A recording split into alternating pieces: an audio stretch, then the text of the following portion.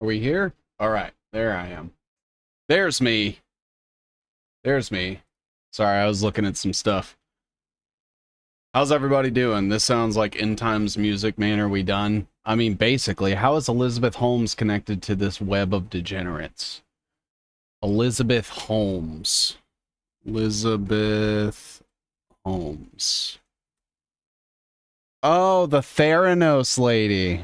I'm pretty sure she got seed funding from somebody.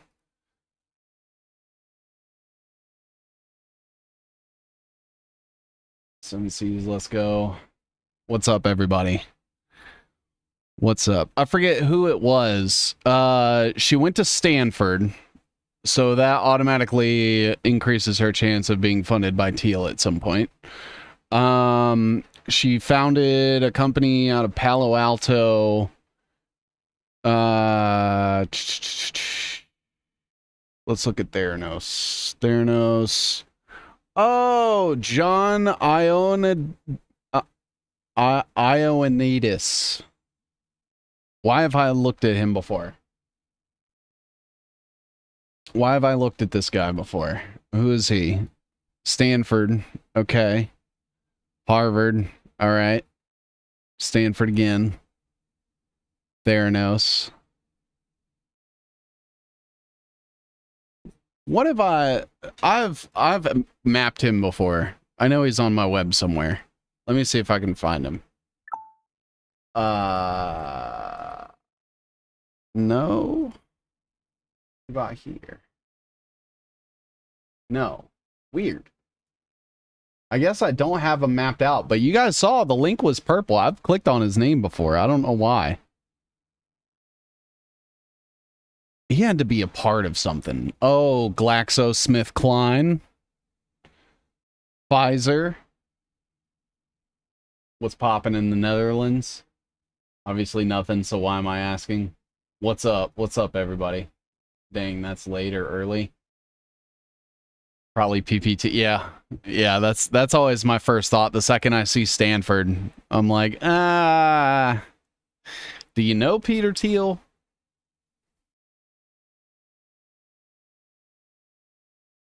Who was Theranos funded by? I think I've used up all my free Crunchbase for the month.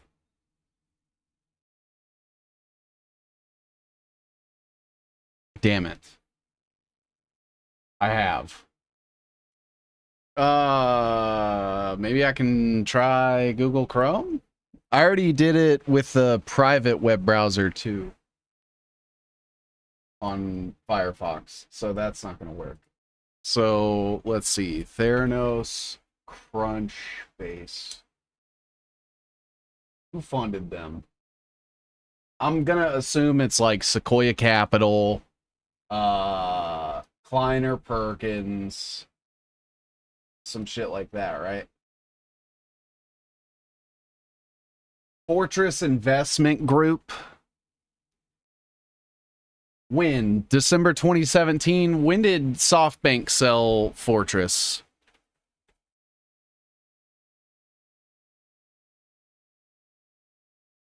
Because they sold it to the Sovereign Wealth Fund of the United Arab Emirates. So that was SoftBank. In December 2017, Fortress was fully acquired by SoftBank. And Theranos got funding from Fortress in December 2017 when SoftBank took it over. So Theranos was funded by SoftBank of Operation Warp Speed. Who else? Walgreens, the Blue Venture Fund, Continental Properties, Puget Sound Venture Club. That's all it'll let me see. But yeah, so SoftBank funded Theranos.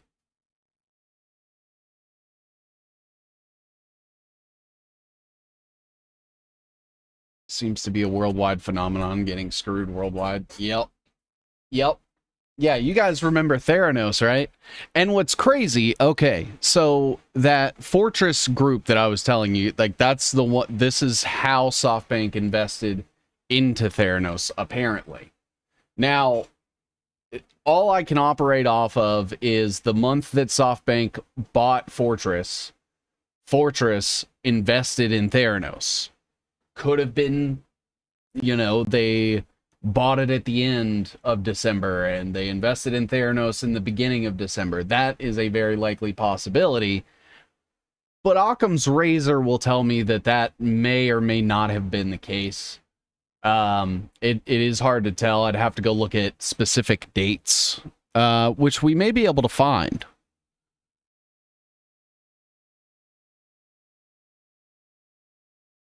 Let me see if it has a specific date. So this says May 2023, but when was it published? May 22nd, 2023, which was well after.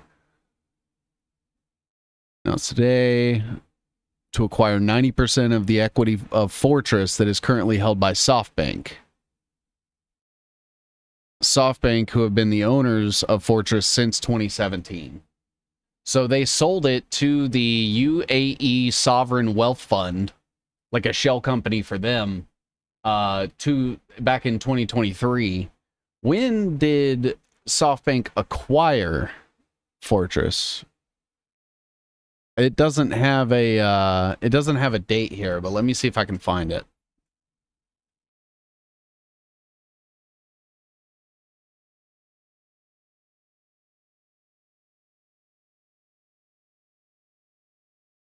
December 27th.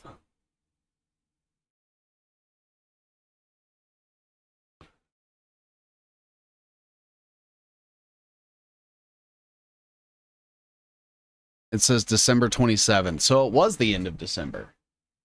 So when did Fortress Investment Group invest Theranos?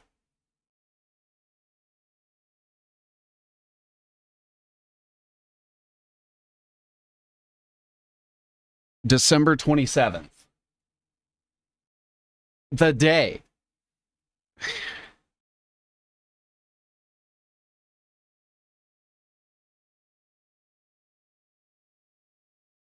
Theranos secured a loan from Fortress Investment Group, and that is what kept them from going bankrupt. was SoftBank acquired Fortress, and the day that SoftBank acquired Fortress was the day that Fortress invested $100 million into Theranos in 2017. So, quick and dirty, it looks like she's connected to SoftBank and potentially also Peter Thiel, but definitely the Operation Stargate wheelhouse seems to be the case. Bilderberg started in the Netherlands. I slept in this hotel. Oh shit. Oh shit. I've never been out of the country. This is basically Audit the Fed with a different name. So maybe let the government fund private sector businesses is not a good idea. I completely agree with you. I actually was just on a show today, and I spoke about how the military created like the first example of the modern day VC capital funds. And that went on to inspire things like Kleiner Perkins and shit like that. And, you know, that on top of the fact that the government can just contract to private companies. Because to me, the second that a private company is contracted to the government, in my opinion, they become an extension of the government. And I don't know how everyone else feels about that, but that has always like kind of been my opinion. So I would consider, you know, like the telecommunications companies extensions of the government. I would consider private military contractors extensions of the government, the DoD, because they are actively working with and facilitating the propagation of the continuation of the state. And that is the government. And they're being funded by the government, and they're being told what to do by the government. I don't know how that makes them any different. All driving the same agendas. Yeah, exactly. Orange is 33 in Gematria all day long. Pick the winners for tech declassification in the public sector. Yeah, and I was actually bringing that up too, is talking about Aladdin, BlackRock's like software that they used for like risk assessment for investments, and how that was like spun out of Sun Microsystems, which was just acquired by Oracle, that was seed funded by the CIA, and basically paid off to build like the cloud infrastructure that they still use today. Larry Ellison was very early in like the VMware space.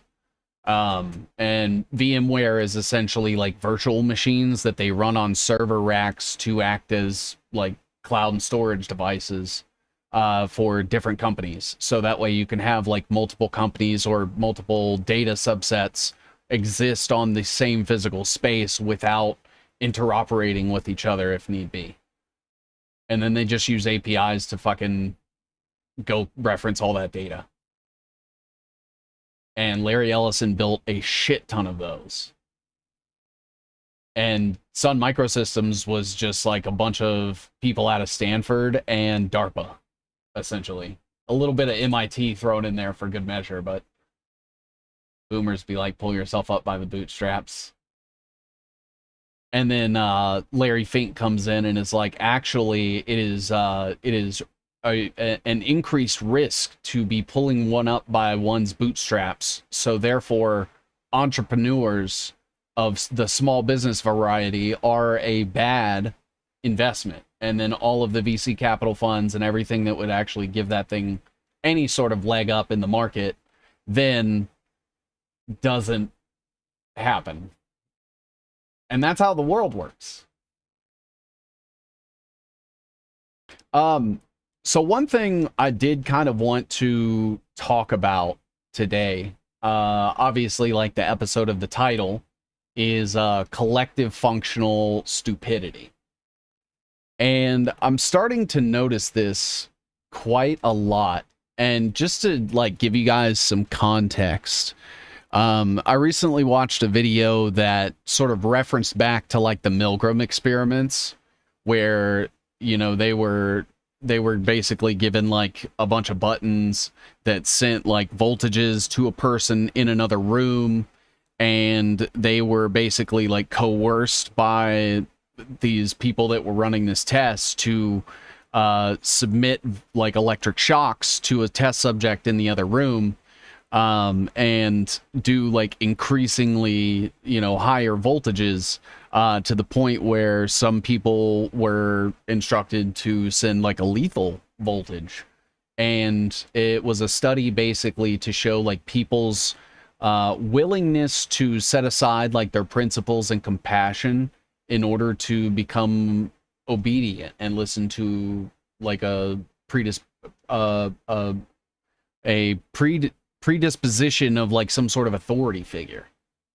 Submit to orders of authority. The doctors wearing white lab coats. Yeah, exactly. And it seems like, and I don't know if anybody else is sort of getting this opinion, but it does seem like the public's sort of standards for the what is acceptable in the way that we treat people has slowly basically degenerated into what seems like a spiral, like a sporadic downward spiral into chaos.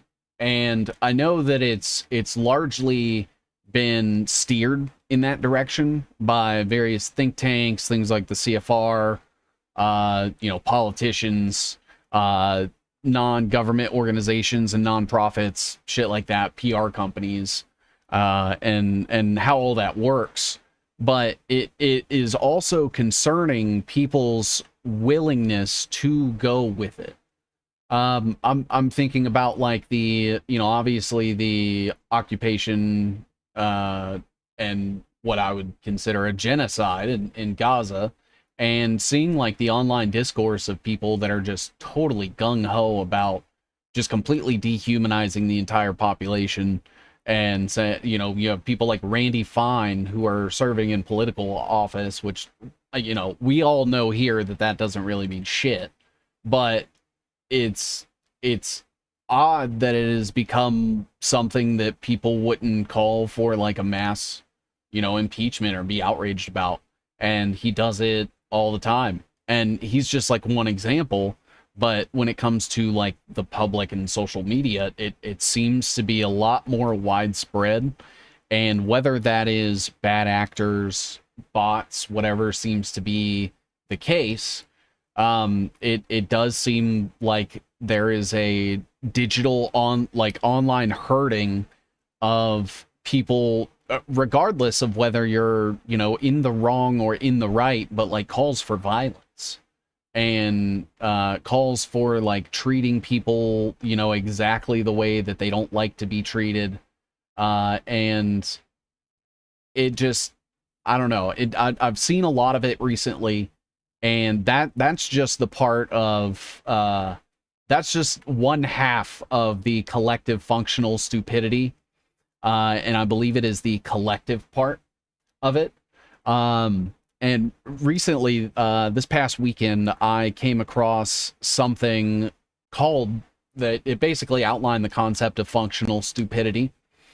And it's a really, really interesting concept if you guys haven't looked into it, because I feel like when you take the collective authority of online discourse and combine it with functional stupidity in all facets of life, that ends up creating what we see as the cognitive dissonance of today. And I think that's really important to deconstruct. And I thought that I'd be able to do that with you guys.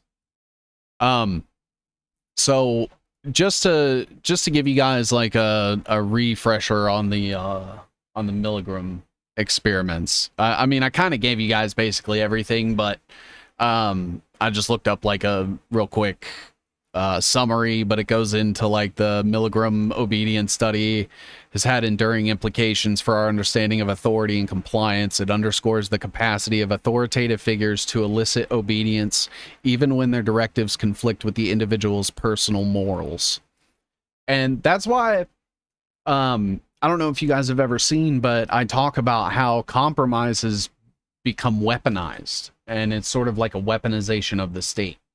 And they will always force you to compromise, and once they posit something that has you compromise your morals even a little, they can just continue to do that in varying degrees and tactics because they understand that you are movable. And once they see you as movable and influenceable, they will stop at nothing. And so it goes on to say this phenomenon has been observed in various contexts, from military settings to corporate environments, where hierarchical structures and authoritative commands play a central role. And so that I had an interview with somebody, and it was essentially this it was this guy that sort of took place in the tech industry in like the late 80s and early 90s, and then kind of figured out where things were going and has left that industry, and expresses a lot of regret, but also shares a lot of really interesting information. And when I was talking to him, he said that he was at a company. I think I may even still have the notes. Let me check and see if I can find these notes, because he was talking about working at this company. He was talking about working at this company where the initiation, like the orientation, was essentially like a 2-week long thing where they would bond with them and stuff. And at the end of it, all of the people that were going through orientation were expected to walk across hot coals barefoot. And this was like in an institution in the United States. And it was a prominent institution. I wish I could, for the life of me, find those notes. I'll find them eventually and share with you guys which company it was. But the guy that I spoke with, he doesn't want to be named, which is understandable. He's just like a private guy, lives his life. And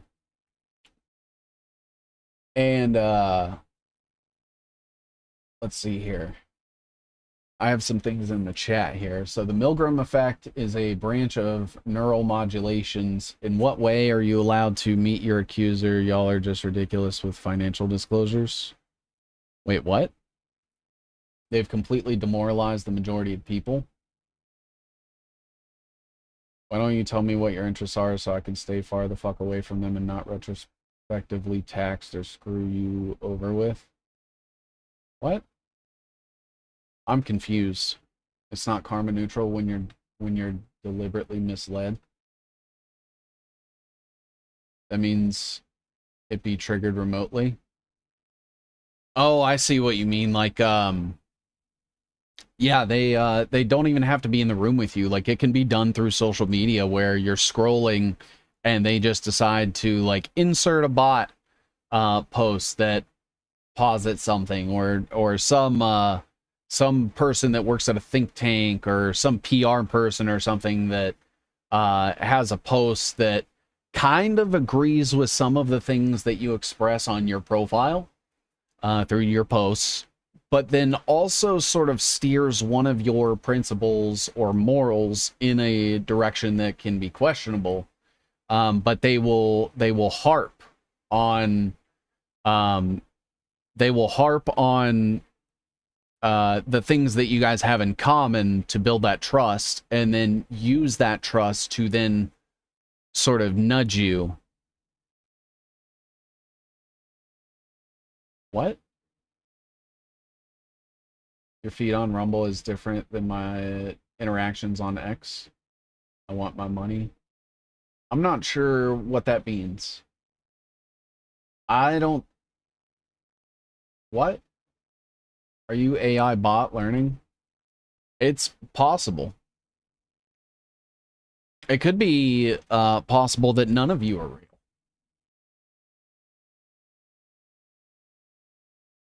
Won't ever directly answer questions. I'm not sure what you mean by that. No, I just don't speak Dutch that well. Just guessing. Back in the day, I would do searches to prime the system and throw a conspiracy search and get results. Nice. Nice. Yeah, that's how you do it. And so I want to talk about this thing called functional stupidity. And this is a study that was done. Yo, Real Gang checking in. What's up, El? So back in 2013, Improbable reported on the emergence of a new organizational concept, functional stupidity. See, a stupidity-based theory of organizations. Now, the idea of functional stupidity has been refined by Roland Paulson, who is a researcher at the Department of Business Administration in Sweden. I distinguish 10 stupidity rationales emanating from reflective types of compliance with which employees can motivate the practice of functional stupidity. Healthism, constructiveness, defeatism, ethical empiricism, agentic shift, work ethic, adaptationism, machismo, ego essentialism, and fun. And I started to think, and I realized that a lot of these overlapped with what seems to be in the public discourse today, like healthism.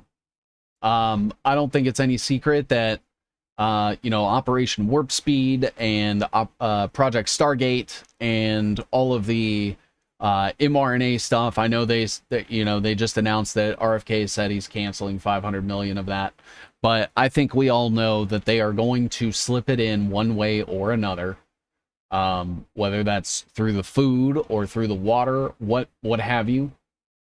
But healthism harkens to the biodigital convergence and the 1 trillion sensors and things like that, and the wearables and the implantables. The list goes on. And then you have constructiveness, which seems to be like always building new things, always like in a constant state of building and never finished. Which speaks to my mind is we have like the Golden Age narrative, and with the Golden Age, Operation Stargate, $500 billion. The wearables are totally preparation for the implantables. Oh yeah. They're what's this? Do you mind of Boomasan on YouTube and Rumble? What about Operation Trust? Because that's the same shit 100 years later, called the interwebs, allegedly a worldwide phenomenon where people use computers to communicate and be surveillanced. What is that now? Operation Trust? Fun orc schism, age, and ego. What? Oh, I have something in my eye. Sorry. That's how you know we're live.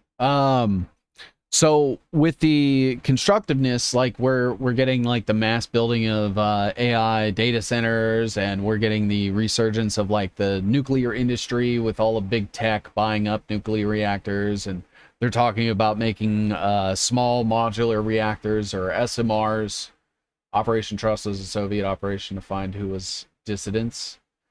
And see, that reminds me a lot of the like the post-World War like Operation Rubicon and Operation Thesaurus, where they were in bed with like the Swedish cryptography company, and it was German intelligence, it was British intelligence, it was American intelligence, all working with this Swedish cryptography company to set up cipher machines that they all had the keys to, so anybody else that would use them would think that they're transacting in an encrypted manner. I don't know if that reminds you guys of Bitcoin or not, but it does me. Where they marketed it as unbreakable, unhackable, people couldn't crack your code. Meanwhile, the governments had the fucking keys the entire time and could see everything. They would make up fake revolt parties and gather info on who was who. Oh, that makes sense. The AI nuke power is blowing up lately, no pun. I know, and man, I hate it because, you know, I was obviously not the first to the issue. There have been people, you know, that have been talking about this agenda, especially in detail and this aspect specifically for years. But it's to a point where if someone like me can figure that out organically, like nobody showed that to me. I just started looking stuff up. And, you know, one thing led to another, and I was like, holy shit, if I zoom out, there's so much happening. And that's where I get like my in-game model, you know, of like what I think the on the face technocratic agenda is. And that to me is sort of like a front for the biodigital convergence. Much like, you know, figures like Peter Thiel, who are finally like in the news and people know his name now. He's just like a lightning rod for people like Eric Schmidt and Larry Ellison. And so Thiel is seen as the bad guy when there's so many bad guys.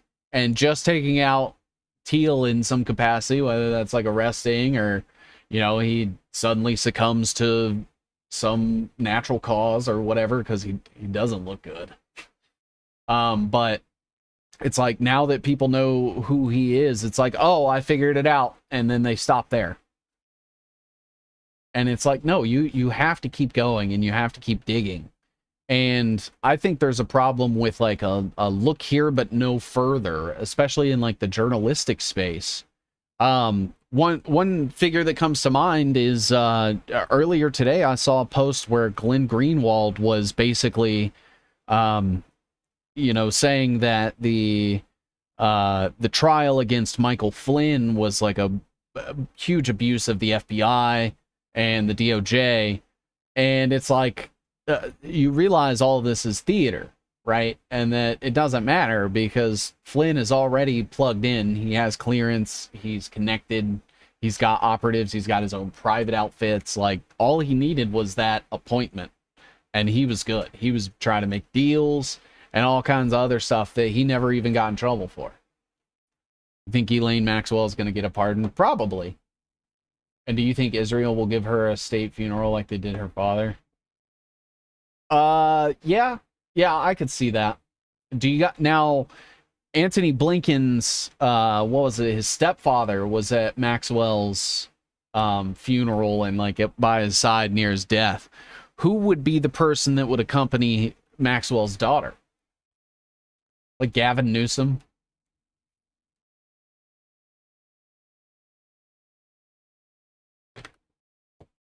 Maybe Chelsea Clinton. That seems like a good pick. Chelsea Clinton and Jared Kushner go together. Who knows? Who knows? But so a little more on these. She will get a UN job with kids. Probably. Watch, she's gonna like run UNICEF or something. Defeatism. Now, this is one that I struggle with a lot. Because I don't have an issue with the things that I am searching and researching and looking into because I kind of take them at face value and then I like try to assess my current methods, my current knowledge and everything like that and see if I can adapt, you know, if I can find a way to avoid a certain thing or if I can find a way to resist something or opt out of something or whatever it takes to like prolong that ever creeping tyranny that seems to be worldwide and coordinated. And you know, a lot of people will take this information very differently. where I am just like I'm speaking very matter of factly. You know, I never talk about like, you know, we're doomed. I never talk about like any sort of rhetoric where I'm like they're too powerful or anything like that. I don't really try to attribute any sort of like empowering or depowering, because at the end of the day, all I can know is the information that I'm looking at and look at it objectively. Because the second that you start attributing emotion to this information is when it starts to scare you, and then they've got you. And, you know, I think that you can accept these facts on their face without letting it cripple you into a state of fear and hopelessness. Because, you know, in my opinion, we have one life. It's very, very short. Especially these days, it seems like life just gets faster. It may just be me getting older, who knows? But if you spend a second afraid of what could happen, then you'll never be in the present enough to enjoy what is happening. And that's all the good things. And the one thing they don't want you to do is live a good life and, you know, enjoy things in it and have people and things that give your life value. So I think that that is always important, and spending time with them is important. But at the end of the day, you know, when we start talking about these really dystopian things that can be very emotionally burdensome, it is important to take them at their face and, you know, obviously vet and verify everything, but also take into context that, you know, not ignoring it doesn't make it not true. And that is probably the biggest issue that I have with a lot of the people that I interact with, is they want to remain ignorant, but it doesn't make the things I'm saying any less true. At least in my opinion, with everything that I look into. Hello, everyone. Hello. What's up, Phil? The fractured mind of the internal Milgram experiment. Yeah, and the biodigi stuff is pretty hectic. Yeah, it is pretty hectic. Throttled YouTube viewing enforced from your smart health meter. Something like that. I'm definitely on a list somewhere, that's for sure. Ignorance is strength. Yeah, exactly. And that's sort of what this functional stupidity thing is about.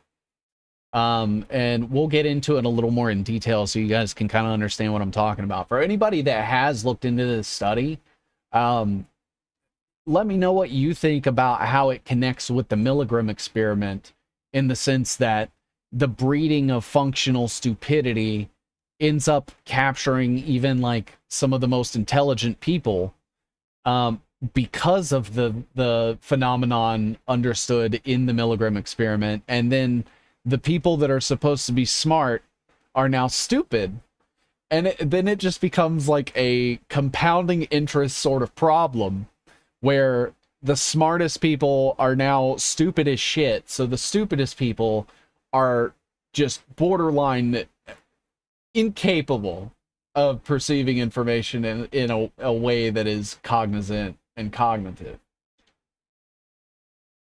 I'm not so sure if we have one life. It could be the case, but I've experienced some crazy shit in my lifetime, sometimes with witnesses, unexplainable things. And like, to each their own, you know, with our beliefs and stuff. I always try to avoid the religion argument, because I think that religion as an institution is a problem, and most of the people that are religious tend to agree with me. I think the second that it starts affecting like mass culture and is used systematically and you know, is used to like change laws and shit, that's when I'm like, whoa, hold on, I don't want to live in a theocracy by any means, and I believe in separation of church and state. But that's not really the case, and that is what I have a problem with. If it includes Jews, I want no part of it. That means Bible or whatever. And see, and I'm in the not necessarily just specifically because of the Jews, but because of the Abrahamic religions as a whole, and how I feel that they were weaponized very early on to indoctrinate people into submissiveness. And that's just my opinion, and people will disagree with me, but I do think there is some sort of like spirituality, which is, you know, like the I spoke about this before, but like the interconnectedness in us to compel us to feel compassion and empathy. And maybe I'm wrong, and that's just, you know, like social things that have been slowly groomed into us over time. But I feel like it also has like a biological aspect to it. But on the flip side of that, when it is not in your best interest to show empathy, and you're still compelled to do it anyway because it's like the right thing, you know, I do think religion had a huge influence on morality, but I also think that morality could exist in a vacuum without it. I guess is my point. That's probably my main point. And I don't do well with things that require me to relent my agency, and that would include the Bible.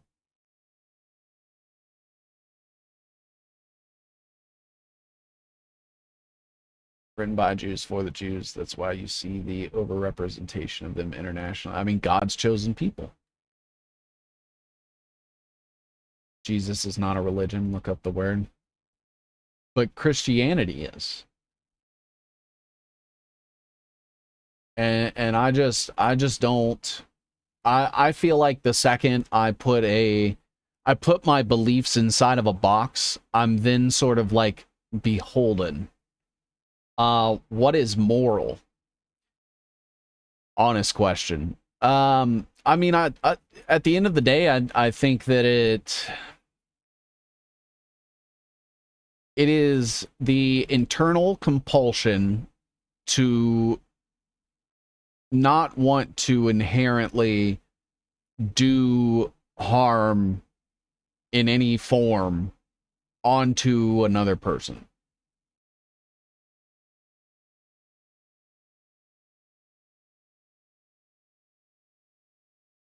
I think it is the conscious restraint to do what seems to be like something in your best interest, or whose morality, since we have let these chosen buttholes take over, it has brought on many evil things. Well, I mean, at the end of the day, I do also feel like morality is subjective, to a degree. You know, some things that I'm not okay with are practiced in religion. You know, but you know, I look at things like circumcision, for example.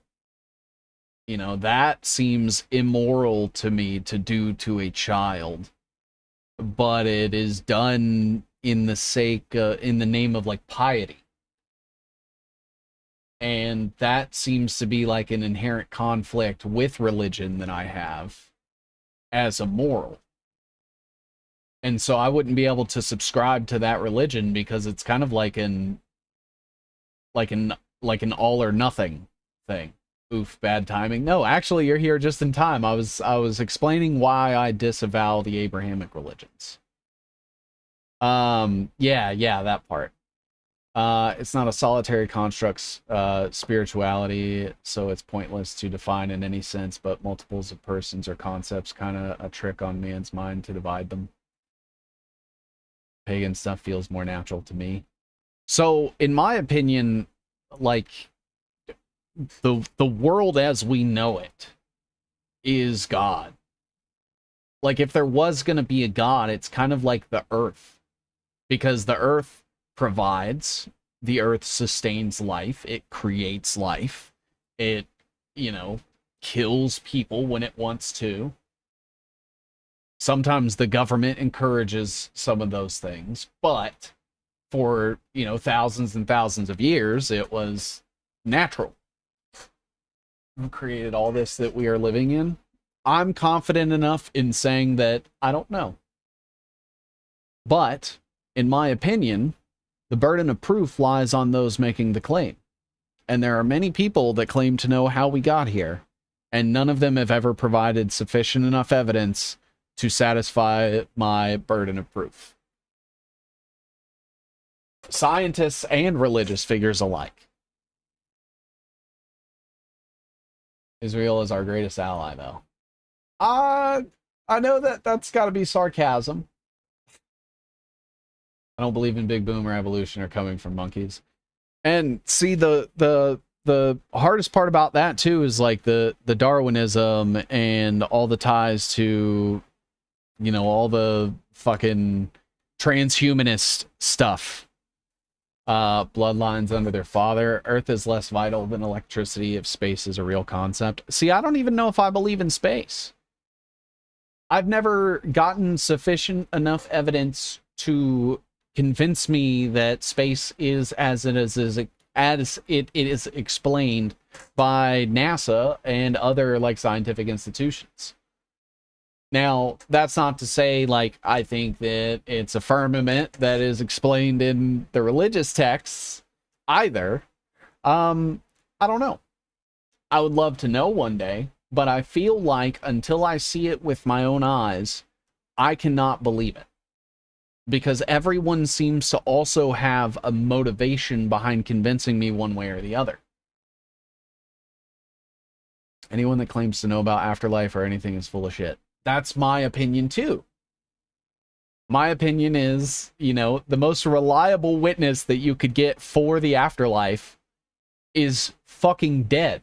It's the perfect scam.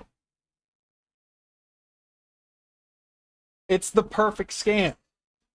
Dead men tell no tales. Smile, you're on the mind of what's up, Dabuma? Hi guys, I'm over here disagreeing with a lot of you guys on religious beliefs, but you know, someone asked me, so I thought I'd explain it. I basically just have a problem with authority, so I disavow any label of anything that anybody could try to apply to my spiritual beliefs. We are a huge experiment under some biosphere project. I mean, that is definitely a possibility. Dude, history is being made right now. Let's go. I believe it's a personal relationship with your higher power, not to be pushed on another. Look at me, you're live on Dabooma's stream too. Oh god, are we looping? Boom is going live, right? I think he is. Welcome everybody. We're talking about functional stupidity. And the crossover with the phenomenon found in the Milgram experiments. And we were on point 3, defeatism. And these are methods with which you use to foster functional stupidity in a populace. In this example, in this study, they use an employer and how it works at companies, how they sort of create this atmosphere that appeals to stupidity. And these were sort of the different methods that were used. And so I brought up healthism, a la biodigital convergence, mRNA vaccines, Operation Stargate, warp speed, all that shit, right? RFK, MAHA, constructiveness, building data centers, and the golden age, and the biodigital convergence, and the AI, and the crypto, and what have you. It's a constant state of always building but never finished. And then we stopped at defeatism, which I was sort of talking about, which I complained about because I'm sure a lot of you can also feel this struggle where you start talking about these things that seem like larger than life and extremely dystopian. And people will say, you know, you're blackpilling, or you're, you know, doomer speak. And that kind of goes into like ethical empiricism, which to me, just from what I understand, is the deriving ethics from authority. And so if we have a populace that is a collective stupidity, that we look to points of authority as places to get our morality and our ethics. And when the most fucked up people are in power, and we look to them to get our authority, and you combine that with the phenomenon in the Milgram experiment, where people are more likely to listen to authority, even if it goes against their own morals, well, then you just sort of have this like revolving door of mental warfare that's going on that just constantly spins people into a entropic, sporadic spiral of stupid, essentially. Hi from Australia. Hello. The next one, agentic shift. So that obviously like ties into your black pill is my daily vitamin, my guy. And that's what it's about, Girth Brooks. That's what it's about. It's not about how it's about how you take it. We all watching you on Booma's channel. He's live with Sabrina and non-vaxxer. We love you. Hey, love right back, brother. Thank you for the 5, but keep your money, invest in yourself. I'm selling ads. You're live on Dabooma's Rumble 7 Seas. A mass psychosis. Dabooma streaming you on his stream. Dude, McDonald's makes people act functional stupid instantly. Thank you. Your channel is very helpful and current. I appreciate that. So we have work ethic, which obviously we've seen, you know, the increase expectation of production has skyrocketed, especially since the like 70s and 80s with mass manufacturing, longer hours, more overtime, higher, you know, cost of living obviously facilitates that. We have adaptationism, which is really interesting. That wasn't anything that was sort of covered. I bought a t-shirt, can't wait to rock that publicly. I will say every time that I wear like one of those shirts, I always get compliments on it in public. I'll wear that one, or I'll wear one that says like, don't trust the state, and I'll walk around in public and people are like, I like that shirt. And that makes me feel good that enough people are willing to say out loud in a public space. Some of them are at work. I'll go to a place of business and people will be working like at a register or something, and they'll say, I like your shirt. Oh, Colin, you keep giving me money, man.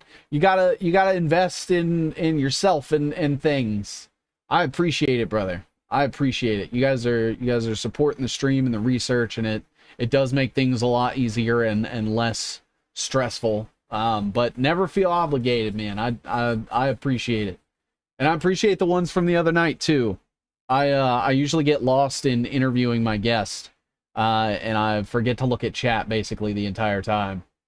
But just because we don't agree on religion doesn't change the fact that you have the best content. So take my coffee money. Man, you guys are too kind. You guys really are too kind. Thank you, Terry Tarantulas. And that's fine, right? Is like we're able to disagree in our beliefs as far as things like that go, but we can agree on the problem. And that's what's important. And I see so many people that will have like personal issues with each other, or they'll differ on like some social issue or something, right? Like they just won't feel exactly the same about something. And that to me feels like a disconnect. And if we can all agree that there is what is obviously undeniably Zionist influenced, technocratic biodigital convergence being propagated by the military industrial complex, the intelligence agencies, academia, the scientific communities, VC capital, institutional banking, think tanks, non-government organizations, nonprofits, PR, media, and marketing teams. And that there is an undeniable both Jewish and non-Jewish presence and that there does seem to be an overwhelming amount of splintered groups that keep people from collectively coming to a consensus on the truth. And the truth is that these people, like, if we are having discussions about morality, I would say that whatever the opposite of Peter Thiel's morals are, that is morality. So not working with Israel, not spying on people, not experimenting on people, not being sweaty when you're asked difficult questions because you're just an honest person. But yeah, thank you guys. Thank you guys. So adaptationism is one that I do want to look at. Machismo makes a lot of sense. And it seems to go hand in hand with like ego essentialism. Like machismo can almost be interpreted as like meritocracy, which I think is like a huge proponent of why people are constantly willing to sidestep their principles in order to get ahead. And then fun, they talk about the crypto gains and how awesome everything's going to be and how good for society everything's going to be. They call it the abundance movement, where no one's going to have to work, and robots are going to take care of everything and everything's going to be automated and it's going to be fun, right? So just wanted to wave and say hi. What's up, Dabuma-san? What's up? What's up, brother? I do want to come on your stream at some point. I had some stuff that I had planned this week, and I went live today. I wasn't planning on it initially, but then after I got done with an interview I did, I saw a couple of posts, and that compelled me to go live. But we'll set something up. Facts, like that weirdo on AMTV.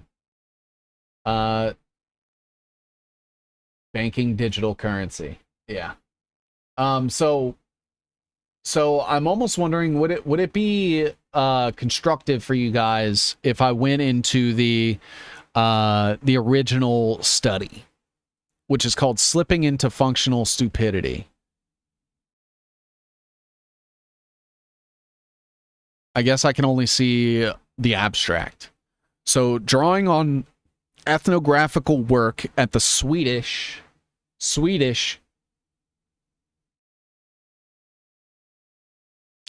Public Employment Service, this article contextualizes functional stupidity in relation to other types of organizational compliance.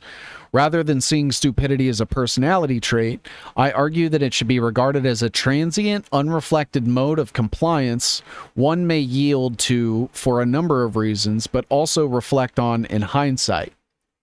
Based on the empirical material, I distinguish 10 stupidity rationales emanating from reflective types of compliance with which employees can motivate the practice of functional stupidity.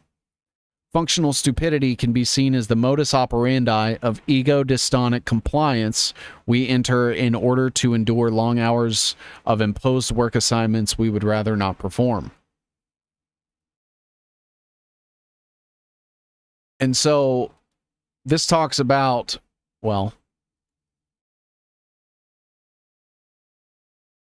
oops, I should probably bring that back up.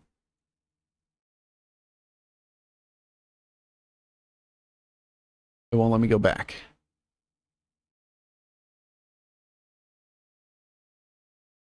All right. Awesome. Let's see here. Oh, you streaming live on Dabuma-san 270s. Thank you, Colin. Thank you, brother. Let me see if I can find it. I was just looking at it earlier. I also found out that Christopher John Björkness blocked me for some reason. Was it this? No. Okay. Apologies. Is this it? Okay. All right, we're back. We're back. I say we turn weed into money. How do you do that?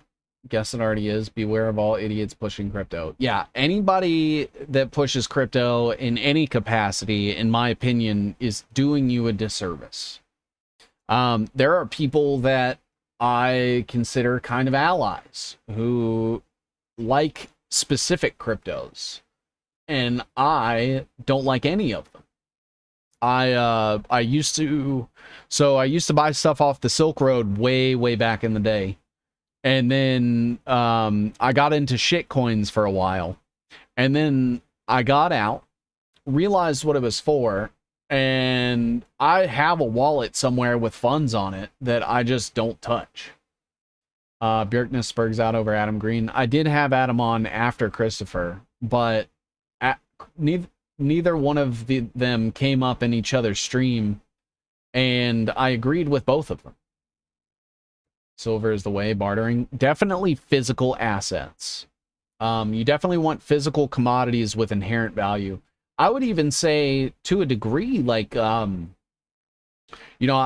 would invest in food. Adam loves NATO. Oh, well, that's unfortunate.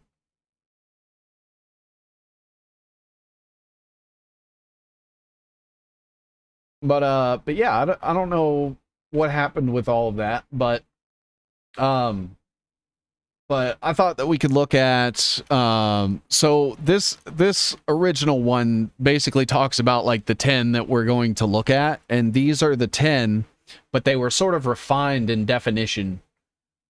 Big NATO fan? Oh. I didn't know that. Feel free to DM me some stuff. I sold my gold bars for my Tesla machine. Comes Friday. If it clears customs smoothly, have food stashed away in clean water. There you go. You need like gardens, self-sufficiency and stuff. And I'm not saying, like go get you a bunker. I'm not trying to sell you a bunker. First and foremost, I don't even know where to start with all that. But if, do what you can to protect yourself, but I think making yourself as self-sufficient as possible is key. So like systems and stuff that you can have set up that continue to provide you with sustenance. That's probably where I'd put most of my money, in building those things so you can maintain them and shit. Ways to create electricity is perfect. Yeah, definitely the seeds. If you can find heirloom seeds from like your local farmer or something that haven't been patented, get those. It's refreshing to hear someone say they are against crypto. Yeah, I'm against it in all forms. And when they say that there's good crypto, to me that's saying there's good digital currency.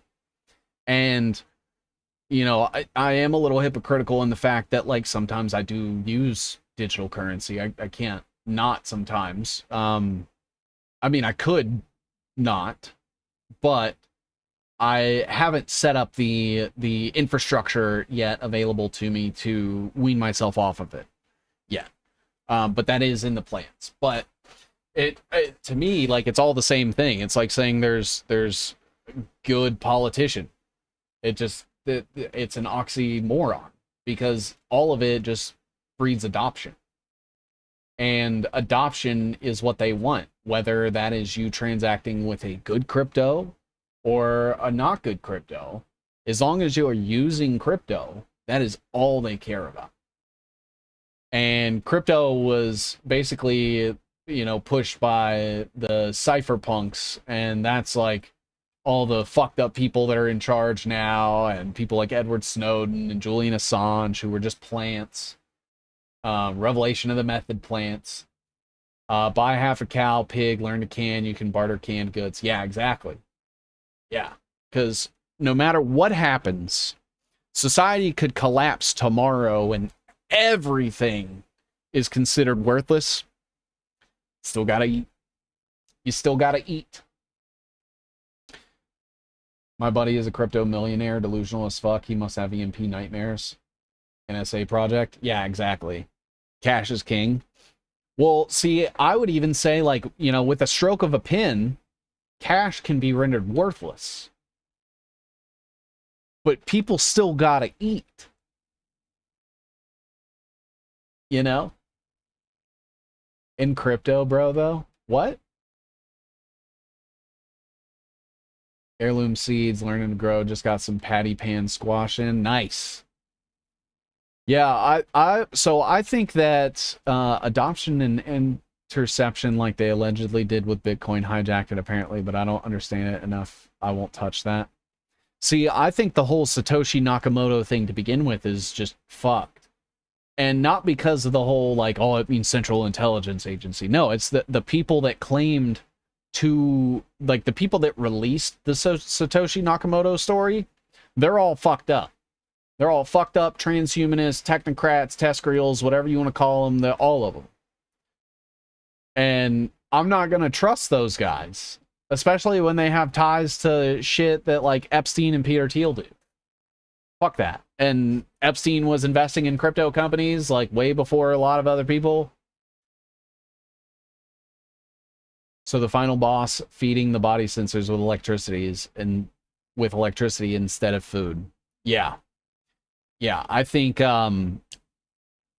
that, you know, it's basically at this point feels like we are at, you can decide whether or not you want 1 foot out, because they have already sort of guaranteed that you're going to keep 1 foot in, whether you like it or not. And, you know, people, that's where people start to say that, like, I'm blackpilling and I'm a defeatist and stuff. And it's like, okay, well, what do you think about the satellites that circumvent the globe that can zoom in anywhere and beam down EMF no matter where you are on Earth? Are you going to live in caves? You have to come out at some point. Are you just going to turn into a cave person where the satellites can't get you? If a weather weapon is used, then I don't know what I'll do. No one is truly ready. Yeah. And drying, dehydrating fruits. Plus, it's healthy for you. Have a jar that you can preserve cabbage and pour water around the lid to keep the bugs out. Nice. Yeah, I have sunk a lot of money into the mason jar industry lately. And it has been good. What is your opinion on Stu Peters? Well, I gave Stu Peters the sort of the benefit of the doubt. He was prominent in, like, the JQ circles, you know, right around the time that I was introduced to some people in the JQ circles. And I took him on, you know, what I would consider naive good faith. And, you know, I began talking about, like, the technocracy stuff with him and, you know, what exactly is going on and the fact that it is more than just Jewish people that are driving things. Like, don't get me wrong, there are undeniably a shit ton of Jews. But there's also a lot of people that aren't Jewish at all that are just as responsible and complicit and should be held accountable, which is why I name names, right? Like, the generalization thing is just fucking lazy. You should name every single person, and every individual involved and responsible should be held to the fullest account, and generalizations just end up absolving other people of accountability. But I went on Stu's show, talked about, you know, the technocratic agenda and how big of a role crypto would play. And, you know, like a week later, he launches this J-proof coin. And from there, I just, like, completely fucking ignored him. His contact person has tried to reach out multiple times ever since they launched J-coin. And ever since that happened, I refused to do a show because I was like, dude, crypto is absolutely part of it. And then, like, 2 days later, he's like, I'm launching a cryptocurrency. And I was like, what the fuck is wrong with you? And then I started looking, and there's, like, loose connections with Flynn, and he was sponsored by Zelenko. I think he is still sponsored by Zelenko Labs, which is just part of the wellness company network. And he was part of, like, Goldco and stuff. And I started doing some research, and I was like, Man, I probably shouldn't have given him the benefit of the doubt. Yeah. You live and learn. You live and learn. But that's my opinion on Stu Peters. It's impossible to describe what it feels like to see an object in space. You fly 30 feet overhead as a drone in under 40 seconds. When you do, you change. What? You talking about focus? Yes, I'm talking about focus. I'm talking about him. Someone asked what my opinion was. Wait, mason jars? They got us there also? What's wrong with mason jars? What if you don't buy, like, the name brand mason jars? What's wrong with the mason jars? Hold on. I want to learn. Bounty hunter guy. Yeah, wasn't he part of, like, what was it, Napalm? The Napalm Network? And that was just like another Michael Flynn thing?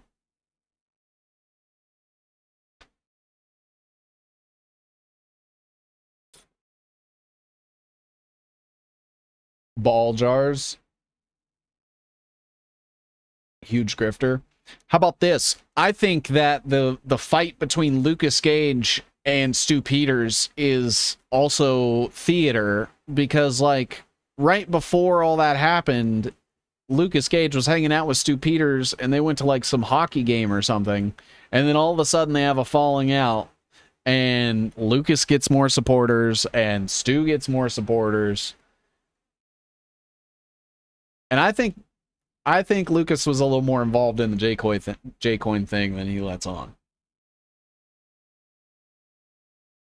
A white rapper calling himself Focus is a faggot for life, in my opinion. That is definitely an opinion. I don't know about his sexuality. Don't you take my ball jars from me, damn it. That's all I have left. Yeah, I'm wondering the same thing. What do you mean they got us with mason jars also? Because here I am, drinking out of a mason jar.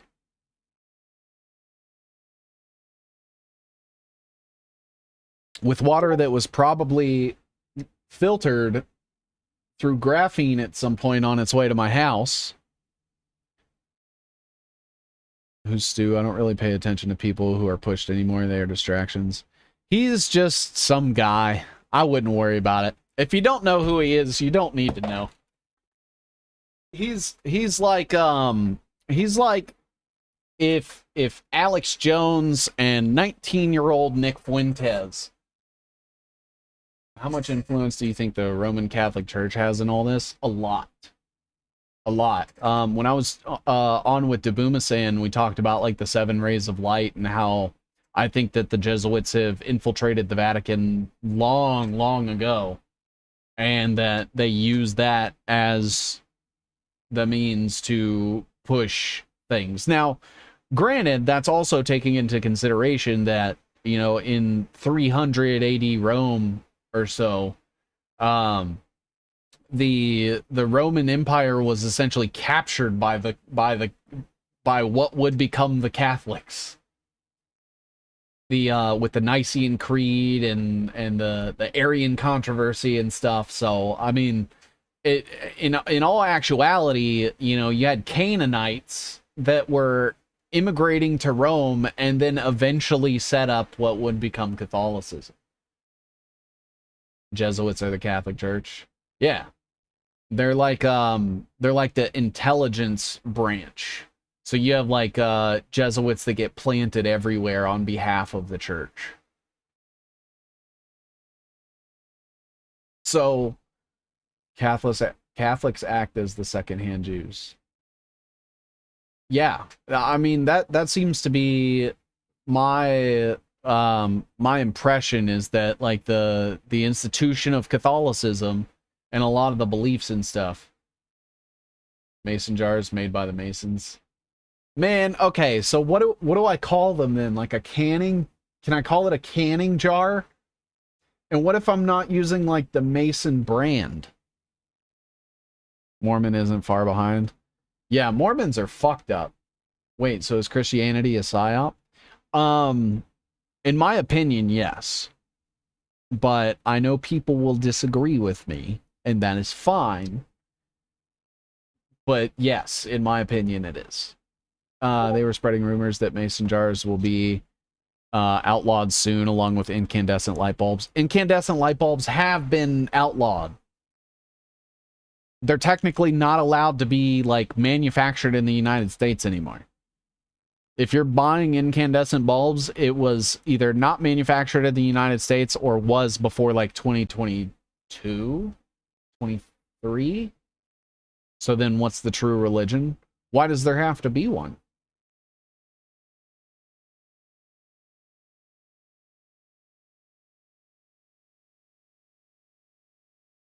Religion, in my opinion, is just the thing that fills the void of the questions we can't yet answer.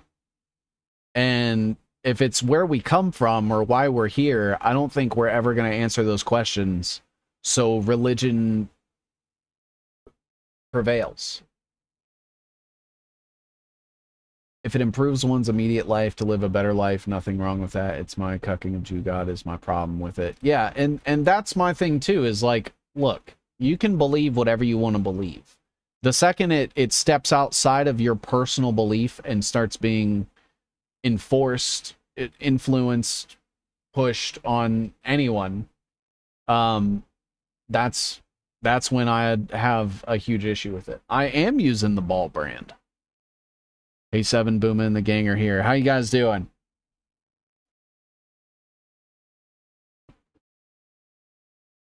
But yeah, I'm not like particularly hateful when someone, you know, shares that they have a belief that differs from mine, if we can agree on the problems, and institutional religion is one of those problems. And it does seem like a lot of the people that are spiritual or religious in a sense do see that. Now, I have a problem with the institution of religion and like the stuff that's in the books and things like that, but that seems to not really ever get me anywhere with people, and I am focused on trying to like relay to them this, like the biodigital convergence stuff, how to think critically, ask questions, and maybe hopefully, you know, people apply it to their own life, but to each their own. I think with that one, and it really does feel like all it ever does is get people pissed off and arguing with each other. But that's my opinion. Between me and God, and I don't need a room full of sinners to improve my relationship with God. That doesn't even make sense to me. We can definitely agree on that much. God bless you. Hey, thank you.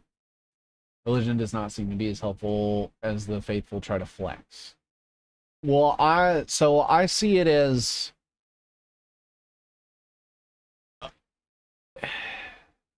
I think you should always trust in yourself first and foremost, and your ability and your capabilities and your ability to achieve, and just like on a biological level, how fucking incredible like a human is and how much we're capable of. And I think that religion sometimes has a sense to breed no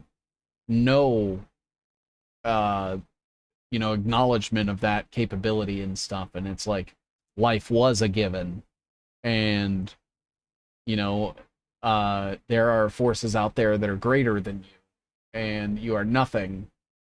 And we see that same thing with like the scientific institutions, where they try to say like, oh, we're a tiny blue dot in a speck in the middle of a fucking vacuum that's infinite times big, and it's like that's the same thing.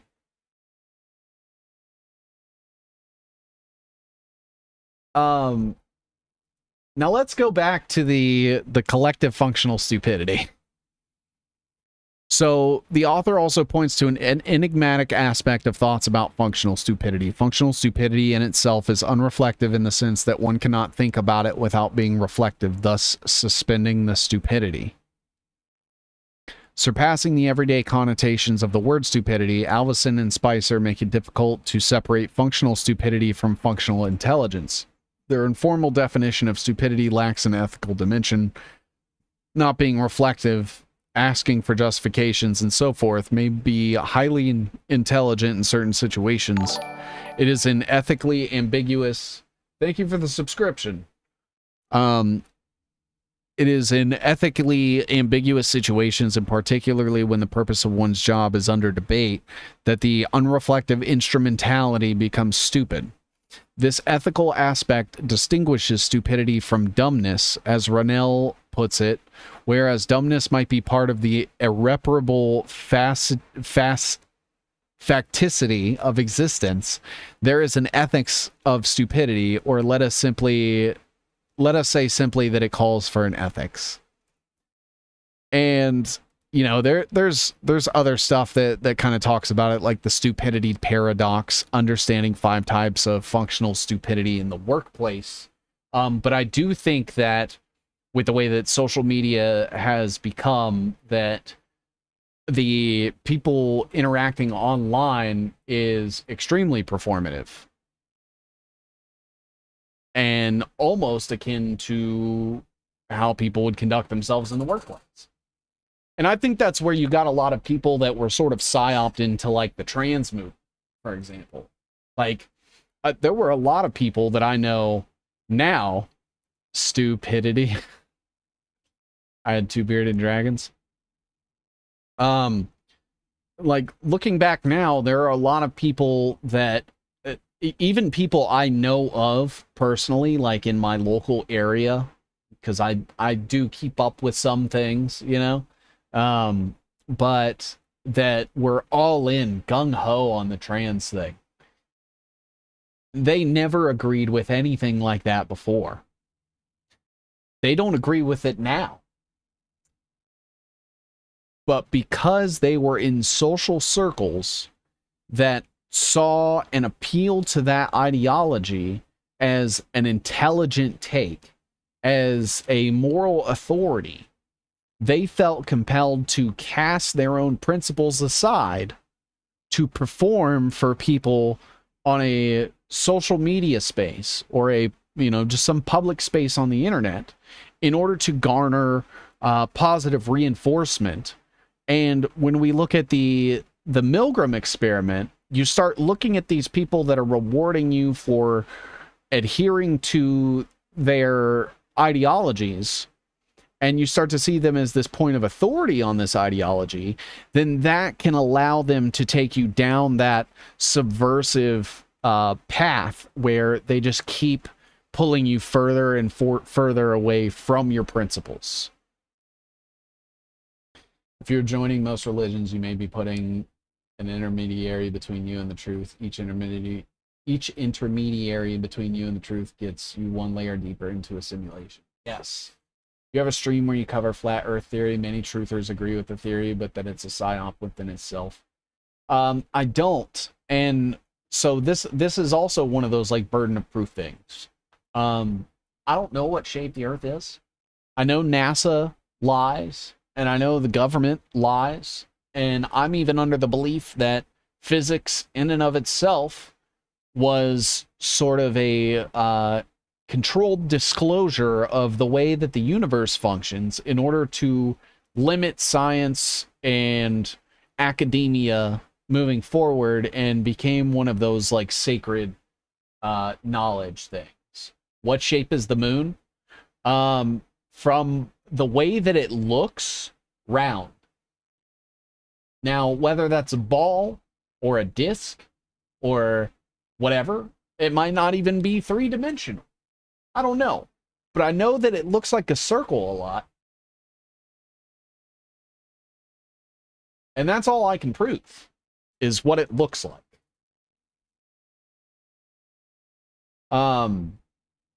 But I also don't, so that's where, like, the burden of proof comes, where I would need to be flown into space to see it for myself in order to know what shape the earth is for a fact. Until then, everything is conjecture. Because I don't believe any of the motherfuckers that go up to space, but I also don't believe a lot of the things that a lot of the people who say that it's flat say either. Because I do notice that there's a large overlap with flat earth believers and religion. And so it's always this like conundrum for me. But the shape of the earth to me is like trying to prove God. I don't think that you can. And therefore, until you can, I can't do it. So, but I can confidently say that I do also reject the standard model that is posited by NASA because I don't trust NASA. Who knows? Has anyone ever left flipping upside down, flying from SF to Sydney? Well, I don't know. I've never flown outside of the country, but one thing I can say is that there is what are the parabolic flights? I don't know. I'm just throwing terms out because I don't know. Don't forget, we all had our anti-vax posts taken down one after the next on Facebook, Instagram, etc. from 2020 to now. Yes. Yeah, the fact that my channels, or at least my YouTube channel, at the very least, hasn't been like flagged. I think they relaxed on a lot of the terms, but that doesn't undo the damage that it did to the people who suffered under those terms. Like, there's tons of people who got their channel deleted, their content deleted, banned, demonetized, deplatformed, censored, silenced, vilified.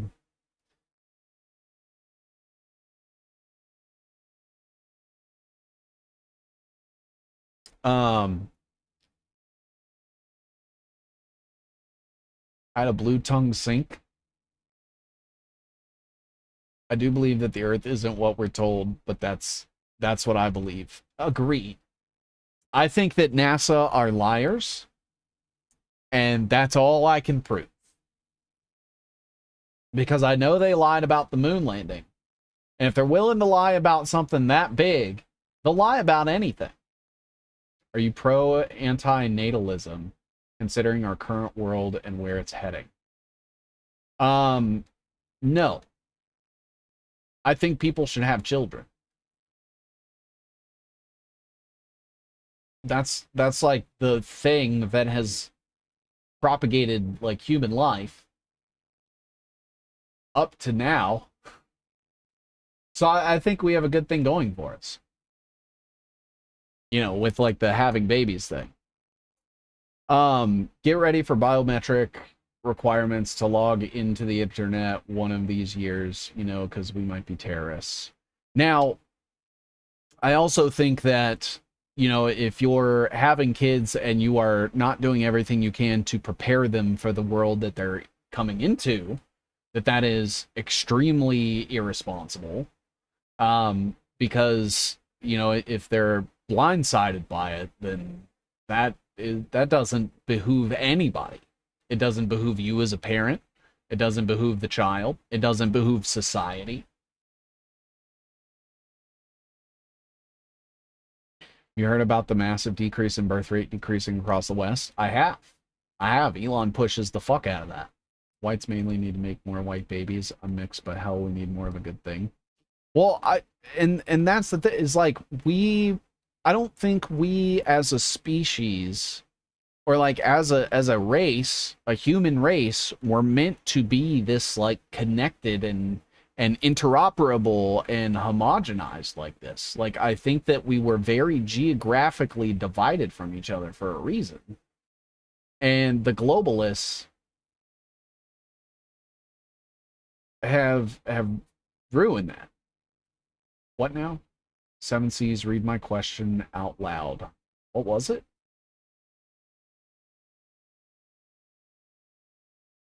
Has anyone ever left flipping upside down, flying from San Francisco to Sydney? Edward Bernays type shit. Yeah, exactly. Yeah, you can't take all these cultures and expect them to vibe together by design. Yeah. And, you know, there's a reason that, like, geographical location had a huge impact on culture. And the second that, especially within, like, generations, like, the amount of integration that we have with society should have taken, you know, naturally thousands of years.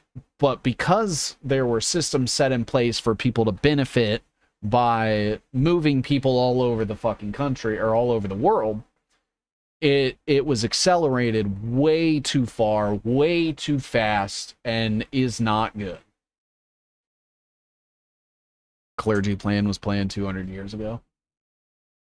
We need more pro-white movements. I mean, I think the first and foremost is like we need to advocate for the human race and like resisting the biodigital convergence, because the second that we're all fucking robots, race isn't gonna matter anymore. So if we're talking about a white genocide, biodigital convergence is the genocide of all races. It's the genocide of the human race, period. And they're gonna turn us into fucking cyborgs.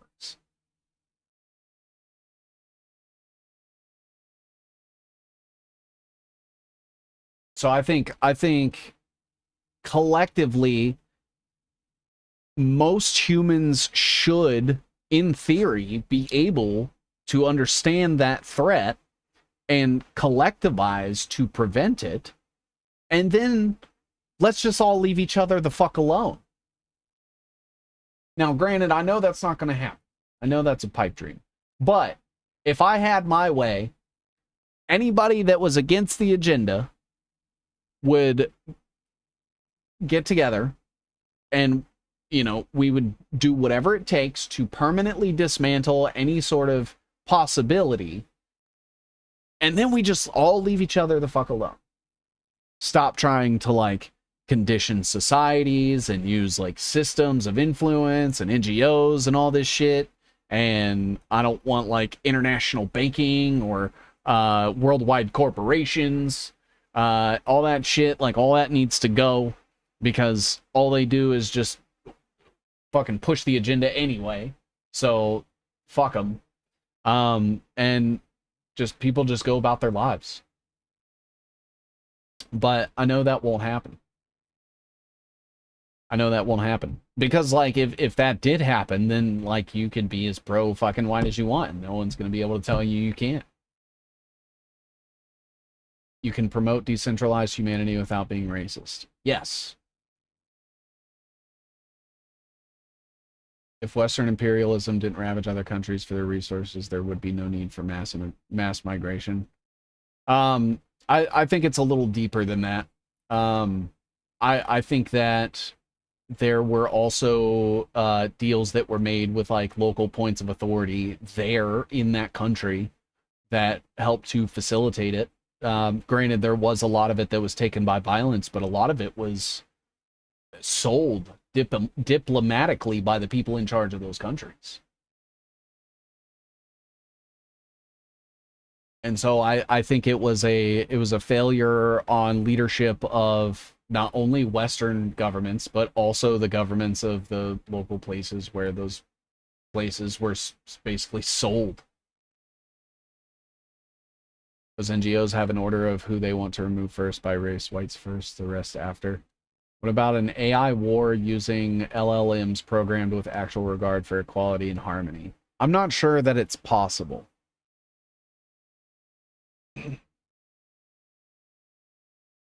I do too, and I've primarily switched to nothing but black women the last couple of years.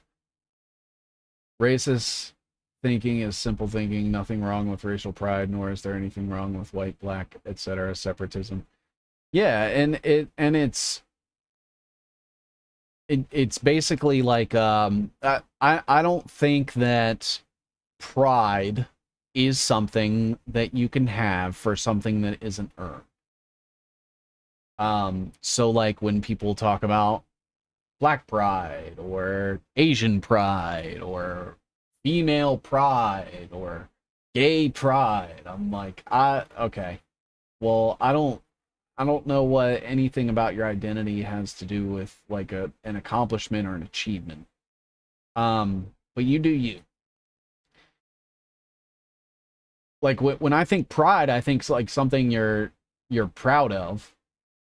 And when I think of like something worth being proud of is like something that you had to apply effort to achieve or attain. Like, I think you can be proud of your child when they do something great. But if your child's like a fuck up, you can't, that's like the same as having, you know, racial pride, I think. Pride teaches humility, hubris. Pride's supposed to be a deadly sin. I know.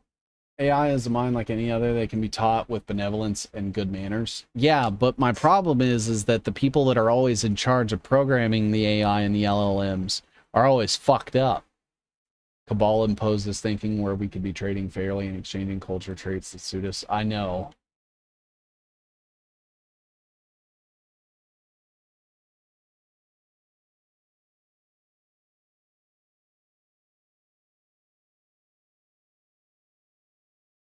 I'm going to bed. Good night, fuck you, pal. I'm for fair trade, not enforcing your values and religion on others by force. I agree with that. That's why there would have to be an AI mind virus war. I don't want to go to war. I don't like the sort of conversations that like say that that's like the only way and what have you. Bankers want war though. I know they do. And that for that reason alone you shouldn't.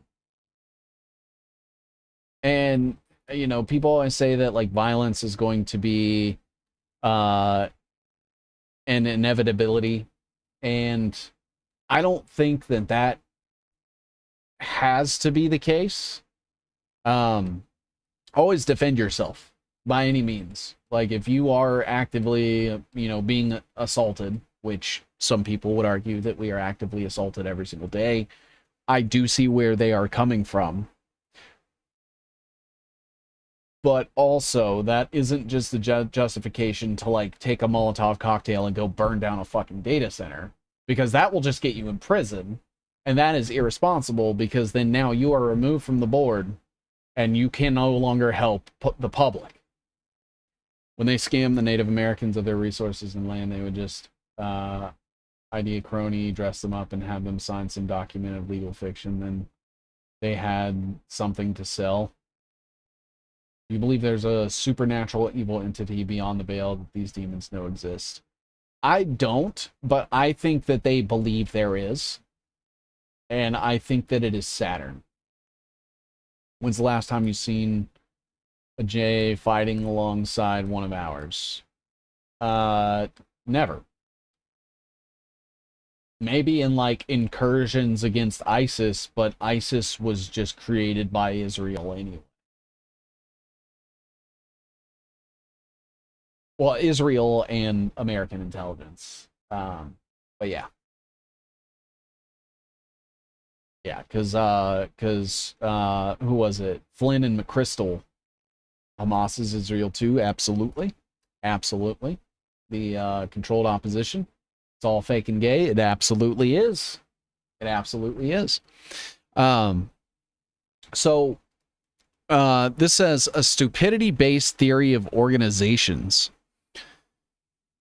In this paper, we question the one-sided thesis that contemporary organizations rely on the mobilization of cognitive capacities. We suggest that severe restrictions on these capacities in the form of what we call functional stupidity are an equally important, if under-recognized, part of organizational life.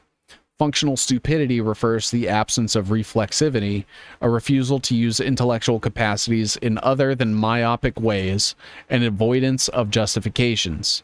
We argue that functional stupidity is prevalent in contexts dominated by economy and persuasion, which emphasizes image and symbolic manipulation. This gives rise to forms of stupidity management that repress or marginalize doubt and block communicative action. In turn, this structures individuals' internal conversations in ways that emphasize positive and coherent narratives and marginalize more negative and ambiguous ones. This can have productive outcomes, such as providing a degree of certainty for individuals and organizations, but it can have corrosive consequences, such as creating a sense of dissonance among individuals and the organization as a whole. And I was just saying how functional, like the collective functional stupidity, which is functional stupidity married with the Milgram experiment, becomes what explains the cognitive dissonance of today. I mean, that and like, you know, psyops and shit and brainwashing shit, MK Ultra. But I'm sure you know BRICS organization is the one world government of Asia. Yes. Yeah, it's the East's NATO. And yeah, it also sucks just as bad as NATO. And any governing body, I am automatically against. Thank you. Oh, dude, Xander, thank you for the fucking 20, my brother. I appreciate that. I don't know what I said, but you're welcome. Were you ever able to get Sabrina Wallace to come on your show? She has been in the chat multiple times, and I believe when I asked to talk to her, she was having like mic issues or something. I think that's been fixed. And now, I think she's doing a stream with Debuma-san, but I would love to like sit down with her one-on-one and say, all right, start from the beginning and let's go in chronological order. Let me ask you questions and just be patient. Is Sabrina's background Rothschilds? I don't know. I haven't heard that. I do know that I believe she says that her family is like some of the members of her family were like NSA or something like that, and that's how she was privy to a lot of the information that she has. But I don't know about anything with the Rothschilds. All my kids are white, but I got tired of white women and was ready for a change of scenery. Sabrina Wallace, that is a Scottish name. Probably. It sounds Scottish. She's brilliant. I'm still trying to wrap my mind around it. It is a lot of information. That is for sure. There is stuff that flies way above my head, and that's why I would also want to ask her a bunch of questions.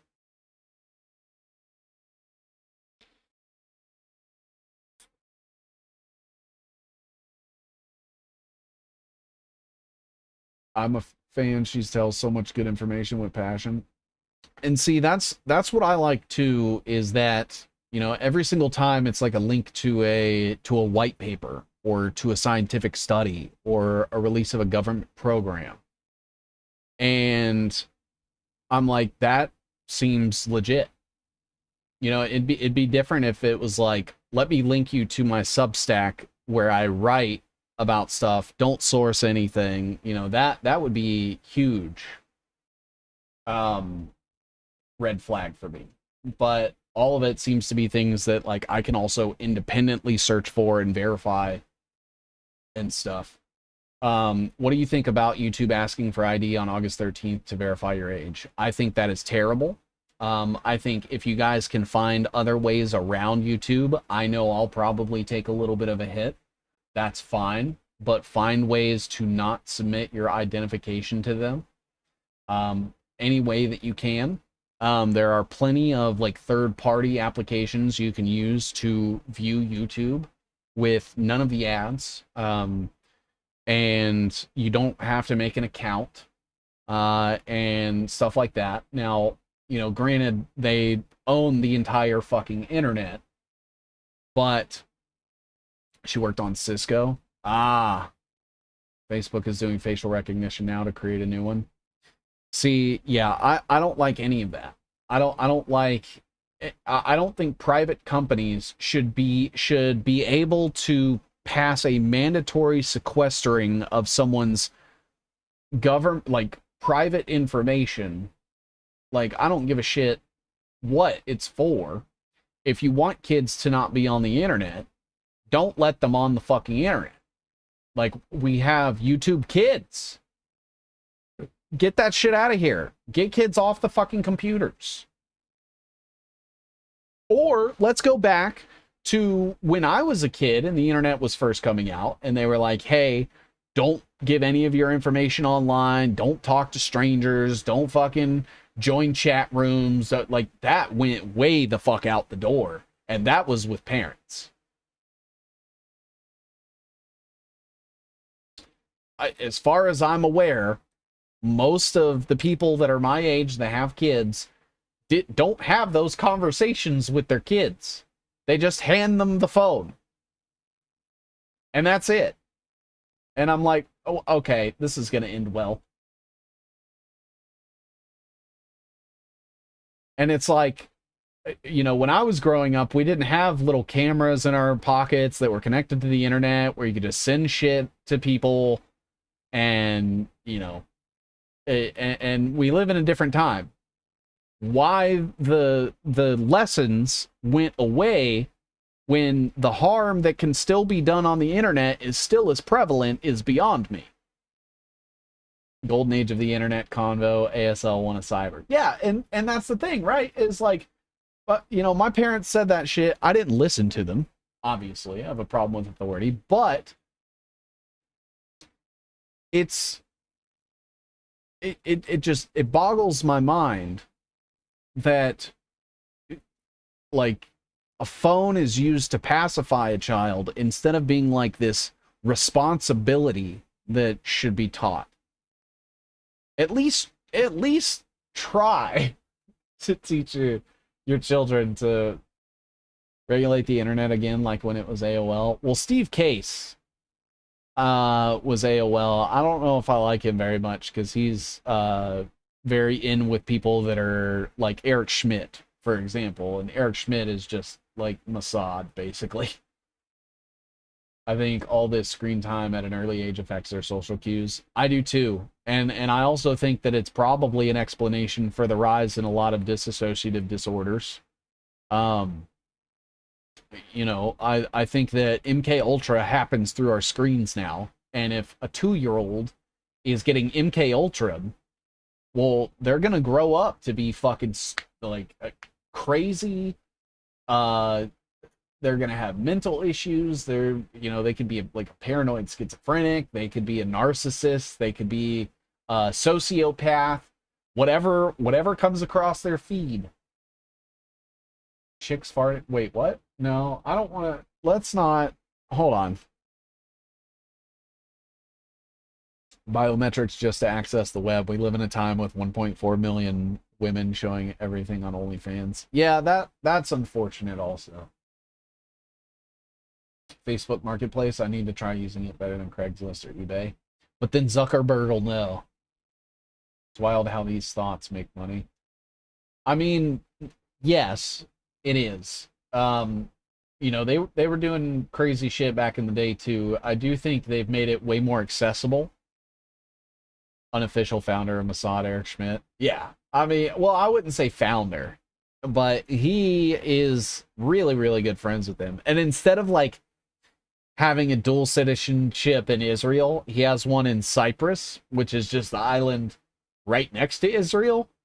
So he like flies under the radar or something. My 19-year-old coworker is terrified of calling customers, didn't know how to use the phone to make calls. That is extremely concerning. Schmidt gave a graduation speech in my ex-girlfriend's graduation ceremony. It was so sketchy. He flew in a private jet too. Of course he did. Of course he did. Work out in undies and someone will buy it off them. Oh no. Oh no. I don't like that. I don't like that. How do I look at this? I don't have an account. So maybe we'll look at a Medium article that also sort of goes into it. I always get a hard copy of books, and I don't read books from the internet. They can change books online anytime. Abso-fucking-lutely.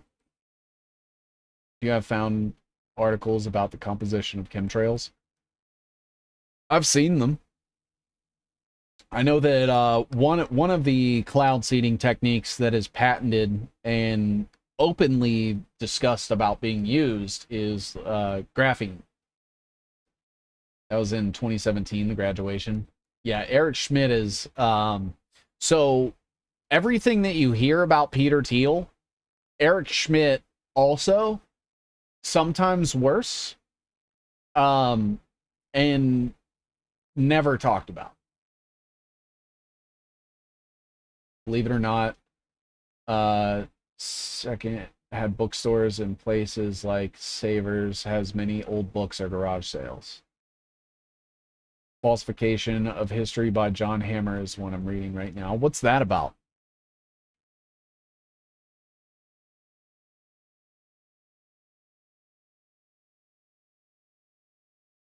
Oh, this is an entire book.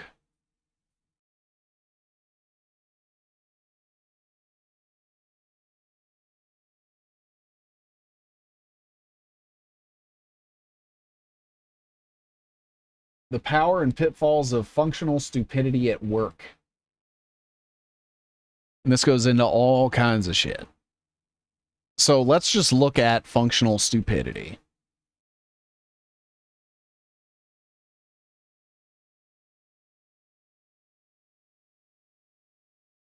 Oh, I guess you guys can't see that. There we go. That's about as good as I can get it. Unless that works. All right. Schmidt is from Blacksburg, Virginia. His father was a professor at Virginia Tech. Oh, Virginia Tech, where they had the shooting. Do you guys remember that? It was like some Asian kid shot up Virginia Tech.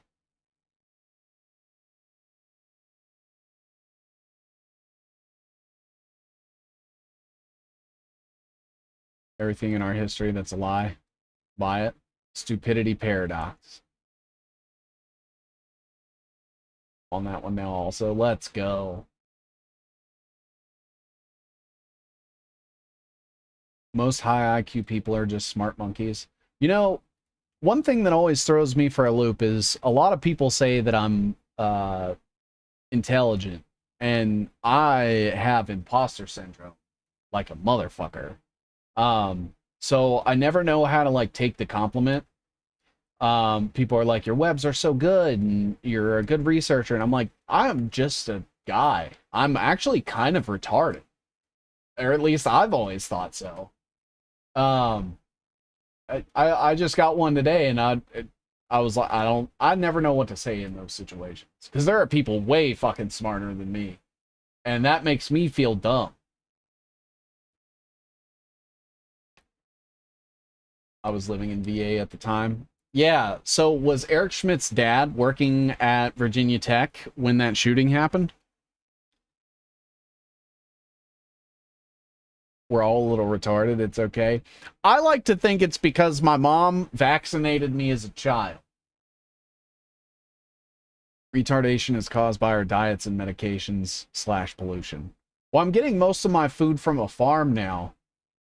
And like farmers and shit. Fluoride did it for me. That's a thing too, though, is that, look, I found some fluoride-free toothpaste at 32 years old. Before that, brushing my teeth with fluoride.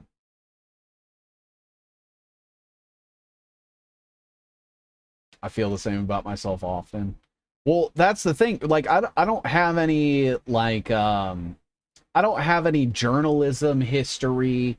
I don't have like any sort of degree or certificate. I'm just a guy I'm tired of being fucking lied to. And it seemed like everyone around me was fucking lying about everything. So I was like, all right, fuck this. I'm doing it. I'm going to start telling people the truth. And I'm not going to fucking sell out. And I'm not going to, wait, don't consume the Beyond Meat. It will delete you. I had it. A couple times, one of my buddies was trying to get me into, this was before I was like, I think there's been levels with me. The degrees and certificates are lies also. Yeah, I think so too.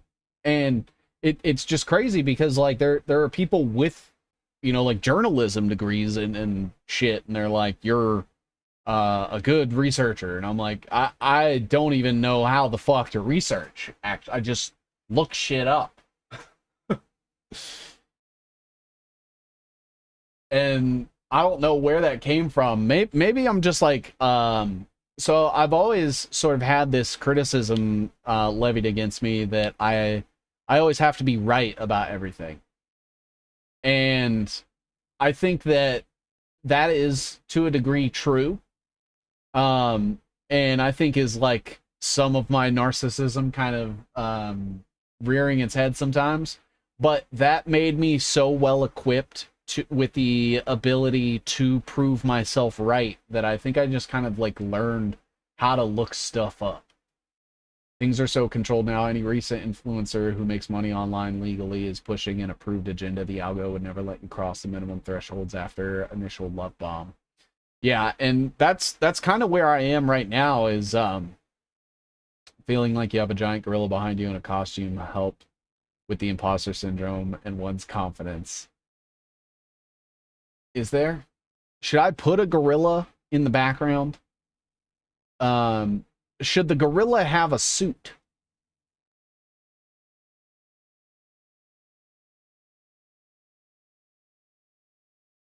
We're all fucking tired of being lied to. We, the people, must come together and fight against these evil fucks. Just tell everybody you know. Even if they call you crazy. Even if they say you're insane. If they look at you funny. If they're weird about it. Who fucking cares? Because the shit that we're trying to tell people is bigger than everybody, including their opinions. So if they don't like what you have to say it louder. As long as it's true. I still need to read the book Genesis, Artificial Intelligence, Hope, and the Human Spirit. Yeah, that Eric Schmidt, Henry Kissinger book is definitely one for the reading list. There was a whole TV series about how Teddy K was MK Ultra. Yeah, and did you guys hear that offhand remark that Trump made the other day? That his uncle mentored Ted Kaczynski? Anybody else catch that? Supposed to talk about how people will become dumb and totally rely on AI and not know what is reality, but they say it's like a good thing. I hate it. I will always speak up and say the truth. I don't think most of the slaves will like the mark of the beast credit score system. I think if they incentivize people to get it financially, like, okay, so what if they say, all right, we're moving to digital currency.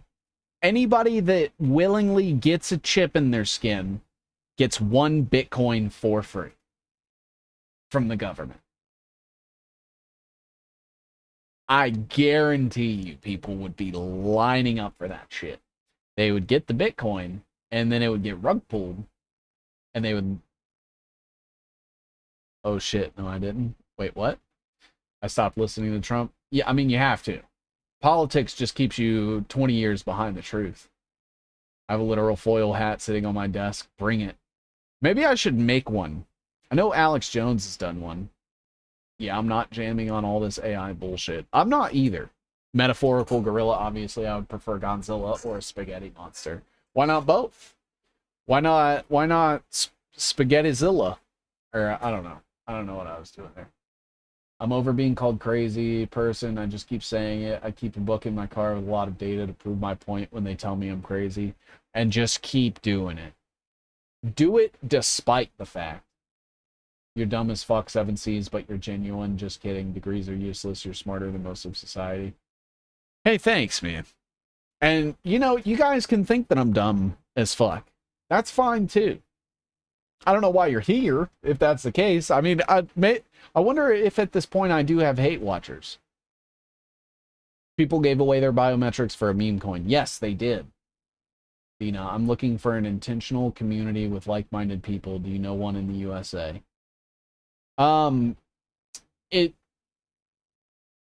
That I can confidently co-sign for? No. No. I don't think that I'm familiar enough with the collectives. I preach more about like the individual exodus and like networking with your local community of like neighbors and stuff. You know, like I think that you're able to trust the person that you literally live next to infinitely more than anybody that you can like network with online because you know where they live. Gorilla made a spaghetti. I like it. Let's form one. I have difficulties with that because unless I was able to have a unilateral control over the entire thing and everybody in it and all of their actions, I can't comfortably be part of something like that because people always come in and like subvert shit and ruin shit and co-op shit. My mind just keeps working on stuff in the background until I find a satisfactory explanation. And I look, same here. I promise you guys that basically every single thing that you guys hear from me is just stream of consciousness shit. Like I had the topic of collective functional stupidity in my head that I wanted to talk about. That was it. I'm just like pulling up stuff that I thought would be relevant, like the study that it was based on and shit, but basically everything has just been me just talking. like stream of consciousness talking. Intentional community doesn't even work because at some point you have to grapple with local government. There are ways though. Yeah, I think there are scales for everything. I'm hate watching right now. I hate hearing all the lies. Which lie? Take away the social, what the heck, I'm not signing up for jack shit. If that's true, I want all my money back, what I paid into, evil bastards. You will not be getting your social security money back. Is this a flat earther channel? No. I guess is the best way to phrase that. I don't know what shape the earth is. I know that the government lies, NASA lies, and the scientific institutions lie. I also know that people lie. And there's a lot of people that have lied about things that also push flat earth. And I also know flat earth has a huge crossover with like religious circles and stuff. I don't know what shape the earth is. But I don't need to know that my government is lying and that NASA is lying and that the scientists are lying. Time to hang with my anti-religion, Jesus-loving, tinfoil hat friends. Much love. You got it. Why do y'all figure Ghislaine was moved to Texas? Probably because she's getting ready to get pardoned. Some plain people and some cults are intentional. I tried preppers and hippies, but they were all talk. Yeah, the preppers ones seem to get co-opted by like the Libertarian Party, and the Libertarian Party is not libertarian at all. And then you have the hippies. That was Laurel Canyon. Remember the fake moon landing Indians did with their robot? I do remember that. Dude, okay. Why is it that everything that India does is shitty? I don't understand. When are you going to invite Non-Vaxxer 420 on your show? Probably in a couple weeks. I'm still digging through some of the stuff that Sal and Ryan talked about on the show, and I'm like actively mapping some stuff out. I have some scheduled guests. I have some places I'm scheduled, but I am looking forward to working out something with them. If you think it's crazy now, just wait. We haven't seen nothing yet. I have a hippie heart and a Cherokee spirit. The original hippies were German settlers back to land movement. They have a river of poo. India was vastly destroyed by the Anglos colonizing for 300 years.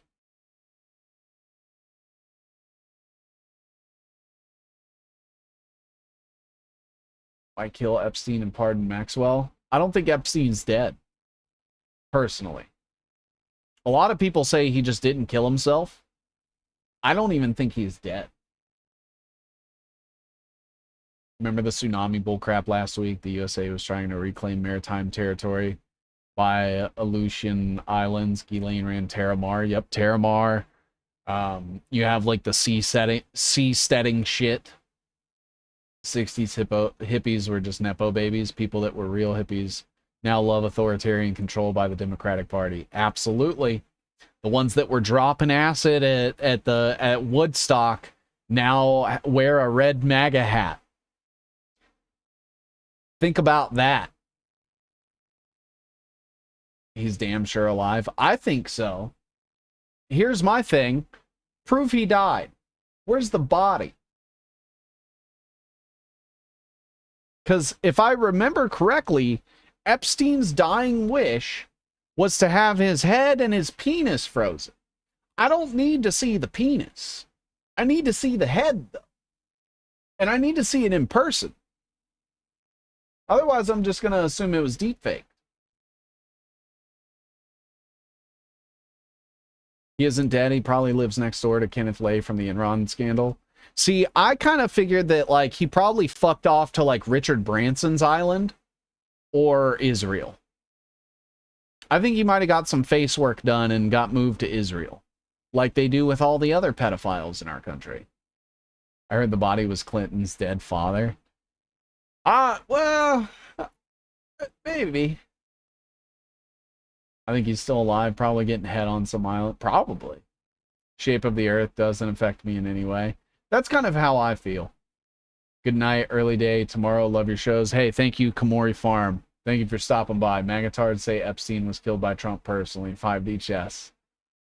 Never mind the penis. Yeah, I don't need to see the penis. All I needed to hear was egg-shaped. And I could mentally picture it from there. I'm good. I don't need that.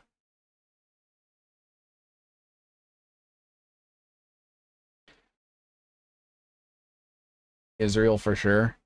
Oh yeah. If it's not Israel, like he's on some other billionaire's island or an island that he owns through shell companies. Like, don't forget, the Epstein estate is still like active. Some indigenous people are cool, but they make it impossible for them to be self-sustaining, so they usually get captured culturally. Yeah, my thing is like, if you got a good thing going, maybe don't let people in. That seems to be the best thing that I can say. Like when it comes to like foreign countries letting Western colonizers or Palestine letting Jews, it just seems to never end well. When you're in a gulag waiting on white hats, are you going to argue if it's rectangular or square? Were you able to get the full text for those functional stupidity articles? I did. So this is actually the book, I guess, that was written. And I can share this link, I think, with you guys. Let me copy link, and you're in Rumble. So this is the link to the book for anybody that does want it. But I did want to focus on the functional stupidity part. So when we think about stupidity at work, the image that comes to mind is of a thoughtless chump who leaves a trail of disasters in their wake. This kind of corporate klutzing is a stock theme of slapstick comedy. In Charlie Chaplin's classic portrayal of The Factory, Modern Times, we follow a worker who is slowly driven mad by a production line that is relentlessly sped up. Oh, DK Alex, thank you for the subscription, brother. If it's not a hard copy, I don't want it. Well, this is the one that I could share on the stream. I didn't know about this book until this week. But definitely something I would consider looking into. Because it does focus on this phenomenon in the workplace, but I would argue that it can be applied to social media in the sense that when we are on social media, we sort of keep up appearances. I was mistaken, Seven Seas. I meant Hillary's brother who passed away in June 2019, and Hillary has Jewish ancestry. Probably. And I know she worked with Soros, and Soros is a bad guy. Like a piece of shit. All countries that try to stay out of the NWO get invaded or take a color revolution. It mean you. Sorry, I will look for a hard copy. So the name of the book, I already forgot it. The Stupidity Paradox, the power and pitfalls of functional stupidity at work. And I may be able to like pull some of it from here. But maybe we'll take a look at this excerpt really quick. Thoughtlessness. Sheer thoughtlessness is an important marker of common stupidity. Thoughtless individuals do not consider why they are doing something. Does that sound familiar to anybody? The Amish got it figured out? I think so. Except for the whole, there's some of the Catholic Church stuff that happens in some very religious Amish circles, like extremely Orthodox Amish circles. And I don't know how I feel about all that, but other than that, yeah, they got it pretty figured out. I think that's who they used as the body of Epstein. I mean, probably. Functional stupidity, but I do know strategic retardity. Retarded strategy. I love it. No internal monologue. They remain oblivious to the consequences. When disaster strikes, thought does not ensue. Sometimes thoughtlessness is actually encouraged by companies. In an interview, the CEO of an auto parts maker told the story of a water cooler that made a huge mess in one of the company's factories. After he met his employees in the plant, one operator approached him and asked him to take a look at an invention he had made that would eliminate the mess. The CEO pointed out that for the first time, that fellow had begun to think about the efficient operation of the business. I asked him why he didn't think of this before. He said, "I didn't know I was supposed to think." In this case, the employee had been actively encouraged, even directly instructed not to think. I asked him why he didn't bring the idea up before, wrote the CEO. He said he did, but he was told to shut up and do his job.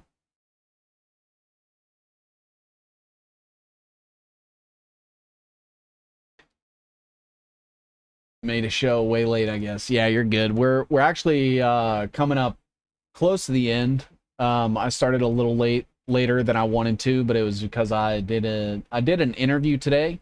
I don't know if anybody here knows Monica Perez, but I will be on her show either later today, it might have already happened, I don't know, or tomorrow or something like that. Bro, that's a form of hypnotism. I think so too. Amish don't practice satanic rituals, so I think that's fine, although you do have some pedo or incest shit. Yeah, it's that, and like the whole, you know, some of the extremely orthodox Amish are like, you know, they'll prearrange marriage for their like children and stuff. And I don't know how I feel about all that, but nature parasites. Wait, what? Hello, everyone. Never been one of Seven Seas chats before. Welcome, Fubar. Welcome to the shit show. In nature, parasites love to go after successful systems, so you need to create a culture that people avoid, like one that works hard, suffers, and considers it a sin to hoard wealth. Yes. Monica, she's good people. Yeah. I thought it was an incredible conversation. She was one of the people that was like, "You're a really good researcher," and I was like, stop complimenting me. Some of the Amish are losing the plot a bit since they're coming at everyone 6 ways to Sunday. Yeah. Mindless repetition, mesmerized. Yep.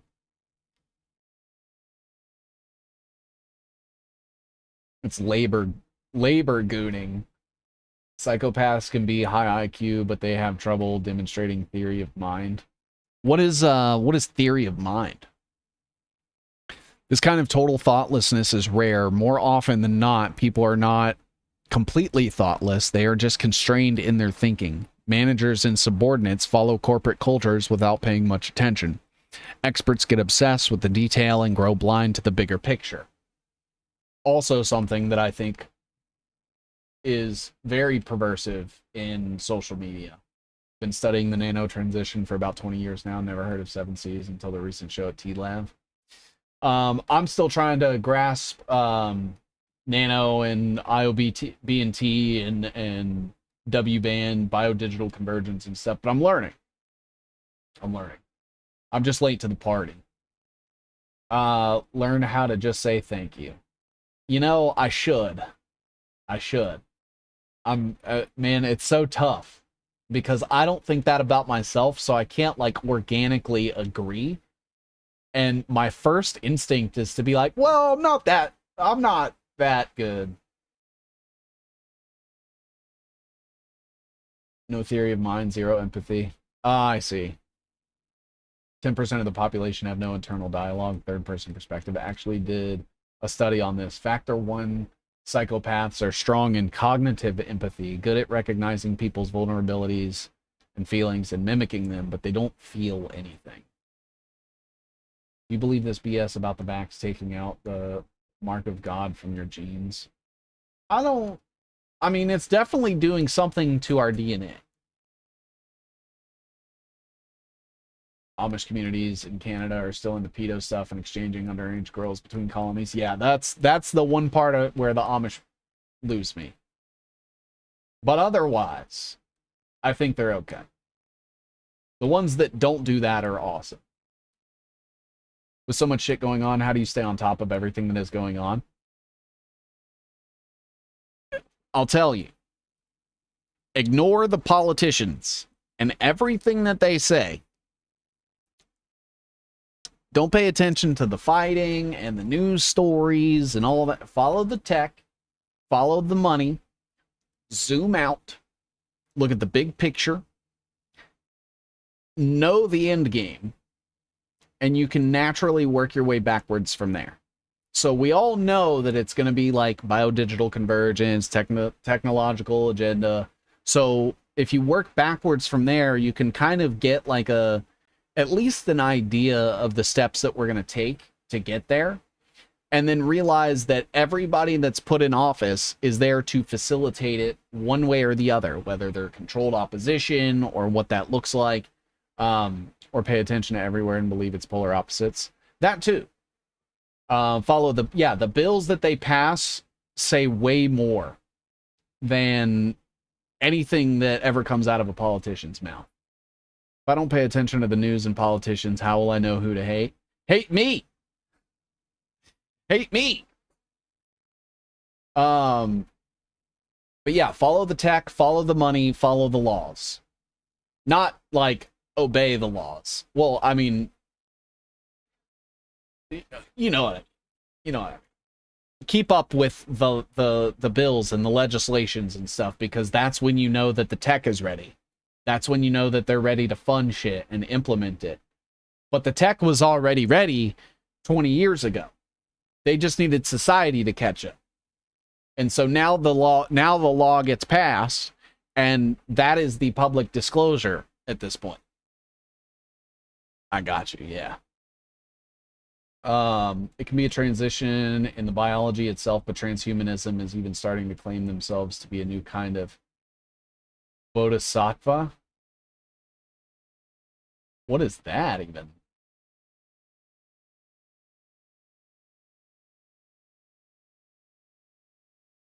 Yeah, Open Secrets is good. Open Secrets is good to an extent. I think the best source is the Federal Election Commission website, which is where Open Secrets gets all their stuff. So that way you can see everything. Open Secrets does a good like summary, but if you want to get into the nitty gritty and possibly stumble on something that nobody has learned before. Phil, thank you for the $30, brother. What the fuck? 30? That's way too much, man. I hope you're still enjoying that job, by the way. Every time I talk to you, you're like, yep, going good. So I'm like, all right, Phil's doing great. To come this far so quickly, but still have your indoctrinated imposter syndrome shows you're doing well. Reprogramming yourself emotionally is a slow and painful process. I appreciate that. Have you heard of Plan B? Like the contraceptive?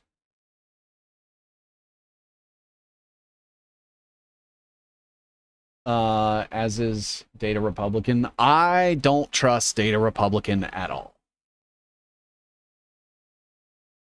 Data Republican she's in some circles that I don't like. How's your hematoma? It seems to be good. It's still tender. And for some reason, like where the skin, like where the bruise was, I have like skin coming off of it. It almost looks a little bit like a light case of psoriasis. Did I just give you guys free knee? Fuck. I have no idea if the Bible and Jesus are real. It seems to be a way to give hopium. That is what I kind of think. GPT that shit, maybe get a doc to look at it. I mean, it seems fine now. I was really worried when it was like a lump on my shin, and it's gone down, and it's not swollen or anything anymore. It's like fine now, but there's like skin where the bump was that's like just flaky, dry. Who knows? Maybe it's just because I'm ashy. Free knee. Say thank you. Horrible taking compliments, dude. Bodhisattvas are a level below Buddha in recognition by the Sangha. No pants? Oh, brother, it gets so hot in my room. If I'm going to wear the jacket, I can't wear pants. Then I will die of heat. HLM still #1 in wearing pants. What about Q research? I don't know what that is. Is that the Q postings? Now, how do you differentiate between a mushroom and an ostrich? You look at it and you're like, this one is big as fuck and is probably able to kill me in certain scenarios. And then this one is big as fuck and is probably able to kill me in certain scenarios.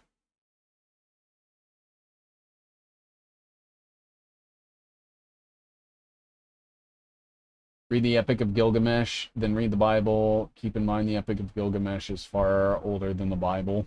Oh, I've got stuff on the Epic of Gilgamesh.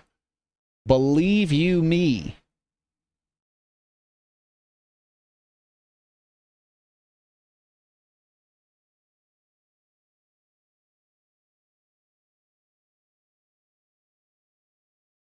I look everything up. Check your local states to see if has its own state constitution. They have some evil laws in place. Not every state has one. Especially the Commonwealths, right? How's Whitney Webb getting such high-profile interviews when the entities funding these interviews are her targets? That is a great question. I did see Whitney keeps appearing on the Kim Iverson show, and Kim Iverson is from the Wellness Company. And I don't understand that. It was also weird. So, this is something else that I noticed. When I did the interview thing with Stu Peters, right? I was basically scolded by some people in the IMA about that. And how I like shouldn't give those people a platform or attention or anything. And then I see Whitney goes on Kim Iverson, and I don't see that same thing, even though Stu Peters and Kim Iverson belong to the same network. So that was weird to me, that she didn't receive the same criticism from people close to her about that, but I did. What program is that you're making this graphic out of? It's called Obsidian. It is free. They can pick what? There should be a grifter watch account to call out connected fakers before they get too big. I mean, that's what I was for a while, but then I realized that nobody fucking cares. You'd sit there and prove 6 ways to fucking Sunday that someone is connected to intelligence agencies, and they wouldn't lose viewership, or they wouldn't, you know, nothing would happen. She's connected though. I've heard things. 7 Seas is like a version of Kit with the long hair and a fuller beard. Kit. He doesn't always do the deep dive research you do, though. Who's that?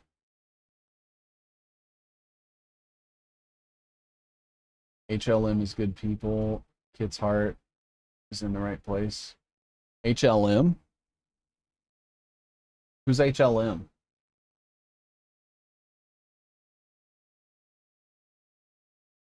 What about the guys from Badlands? Are they part of the Flynn team? I don't know who to listen to anymore. I don't know who that is. Kirby Summers did a deep dive on Whitney Webb. Johnny Bedmore, her baby daddy, said she's CIA. I've spoken with Johnny Bedmore before. I've also spoken with Whitney Webb before. I don't know what to believe. A lot of that seems to be fueled by like personal stuff that I have no business getting into. But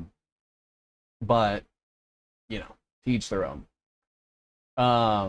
Without the long hair, the X accounts with colored sunglasses are the new grifters, mainly of Isn't Real and Christcox, or Dave from Channel 7 News, that group of people. I don't know Channel 7 News either. I mapped a lot of this out by ideology instead of names pretty far back in the time. Hard Lens Media. What is Hard Lens Media?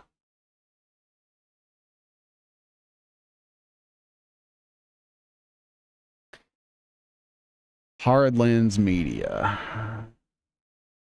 Do they have a Twitter?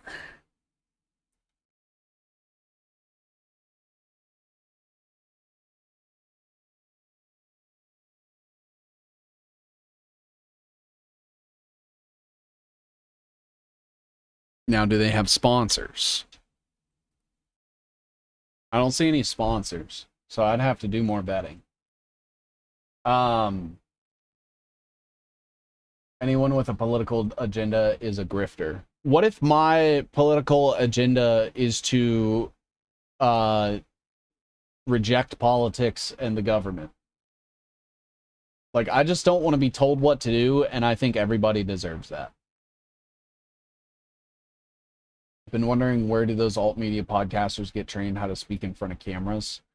I started... I still don't think I'm really good in front of cameras. I see people that are way more well-spoken than me, but I spent a little over a year, like, doing live streams for games and just, like, interacting with a bunch of my chat, and most of my chat was just, like, my friends. So I was able to build up at least, like, where I am now from that. It's Channel 7 fake news guys. I don't think I've heard. Whitney Webb just wants to get the information out there. I don't think she's a bad actor. No sponsors. He does his own thing. That is a good sign. Nobody heard of them. Anarchy? I mean, to a degree, I guess. I mean, I would consider, like, agorism closer to, like, what I think.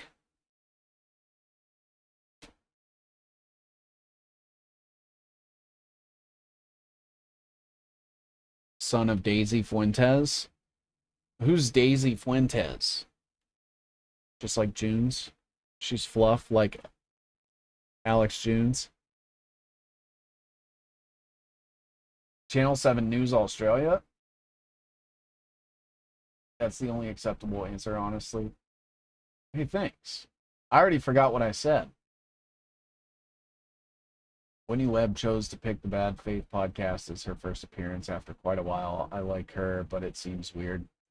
Well, one thing is, I spoke with Whitney back in February about trying to, like, do something together, and she said it would be until May, and then she never showed up, she was like gone. And I haven't messaged her. Daisy Fuentes, only the hottest woman growing up on MTV when they had music videos. Stu Peters is controlled for me like Mike Adams, Alex Jones, many more. Yeah. Listen and learn from her, but she is spellcasting.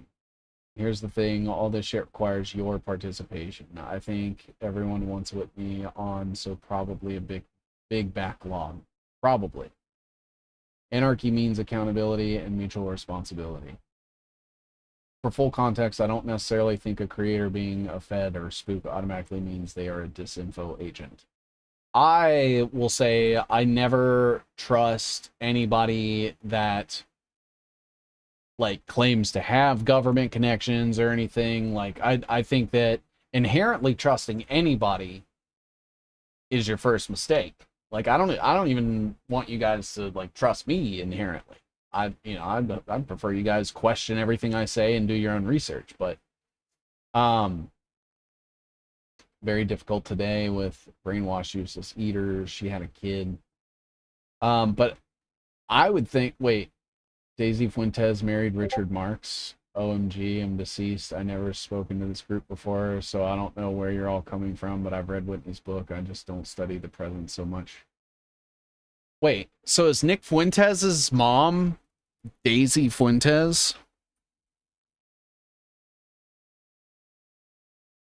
Is that true?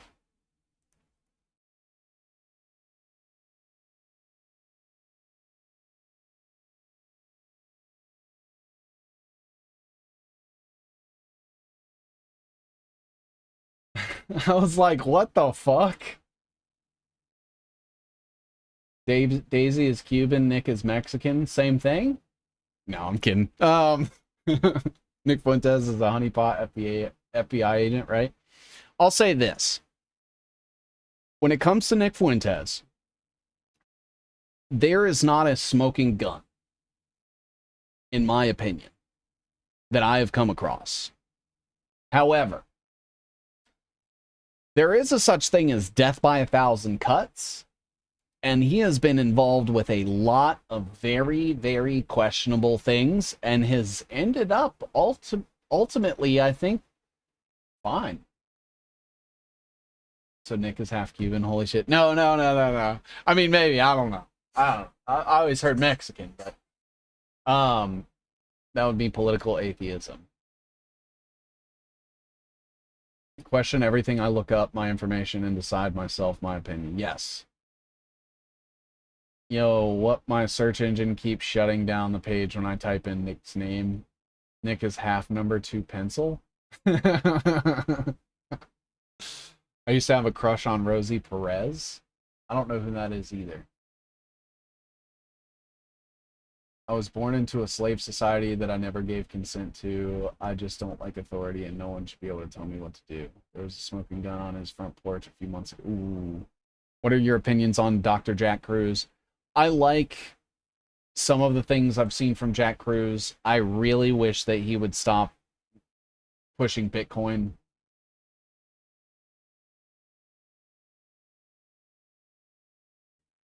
Jack Cruz is that he is pro Bitcoin and I am not.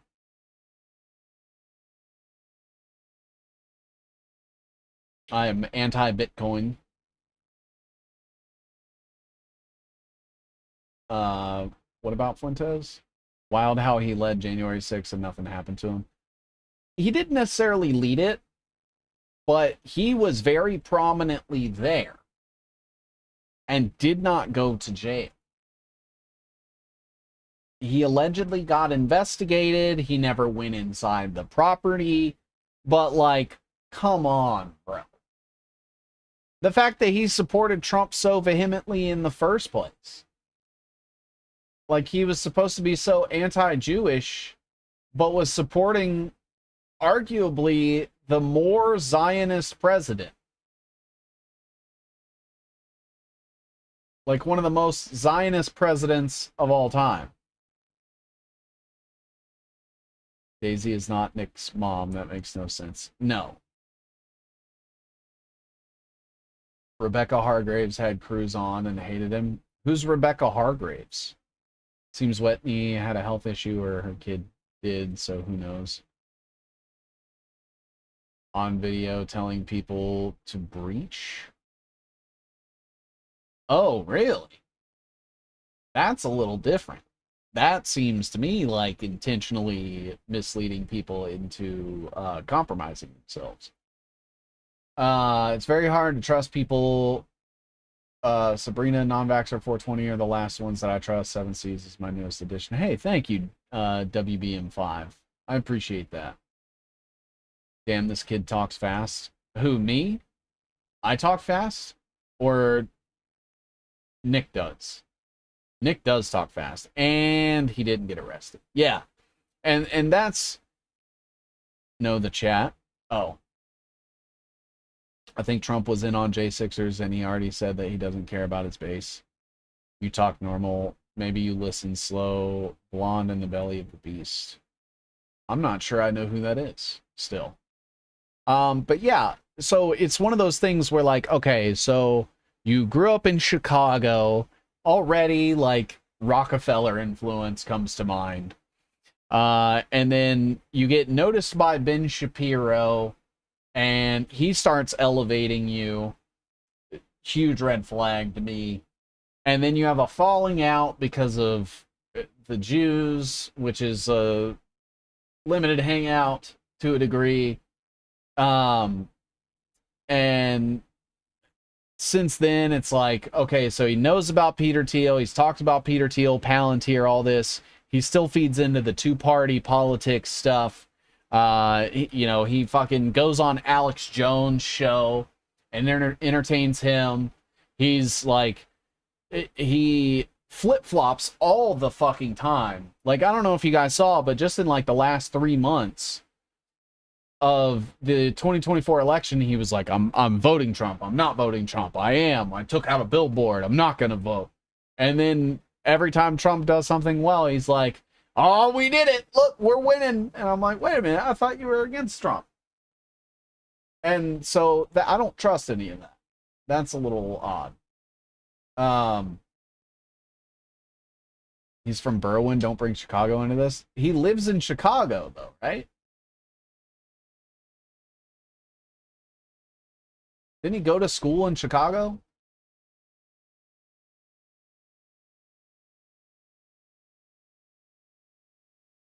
No, he lives in Berwyn. Oh. Why does he always say he's from Chicago?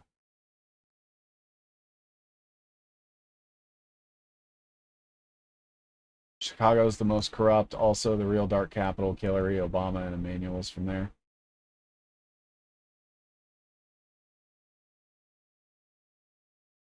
Are you familiar with Black Pill by Devin Stack? He's a great researcher and a great podcaster. I believe we follow each other. Maybe?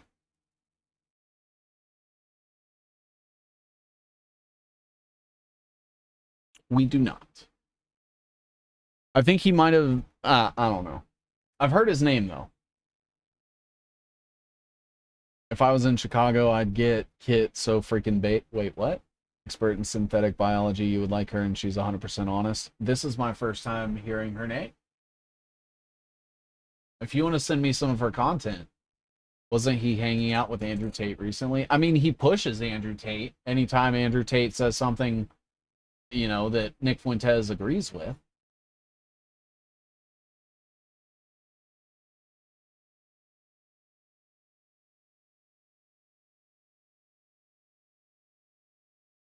Devin Stack thinks the moon landing was real. He's not completely awake. Oh, no. Happens a lot on YouTube at the moment. People say Chicago because if they say Berwyn, people don't know where that is. And you say right next to Cicero, and people still wouldn't know, so Chicago's just easier.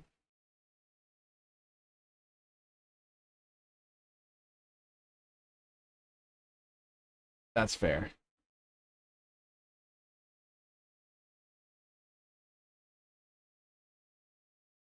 Yeah, I don't know who that Celeste lady is.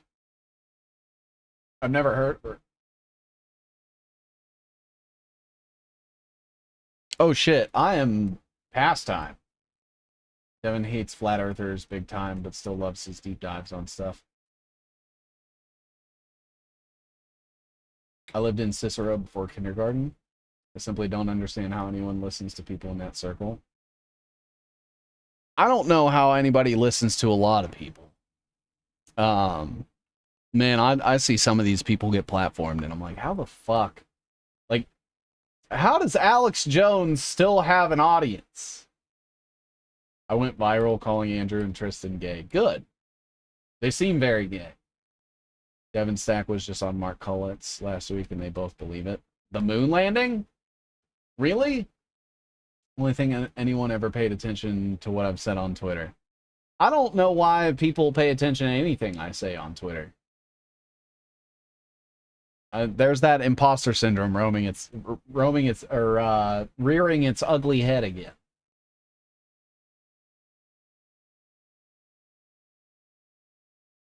You'd literally get so high you'd be saying more, please, I'm too hot. Wait, what?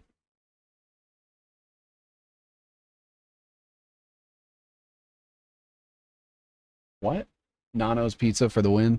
Okay, so let me finish this here we go. All right. So it says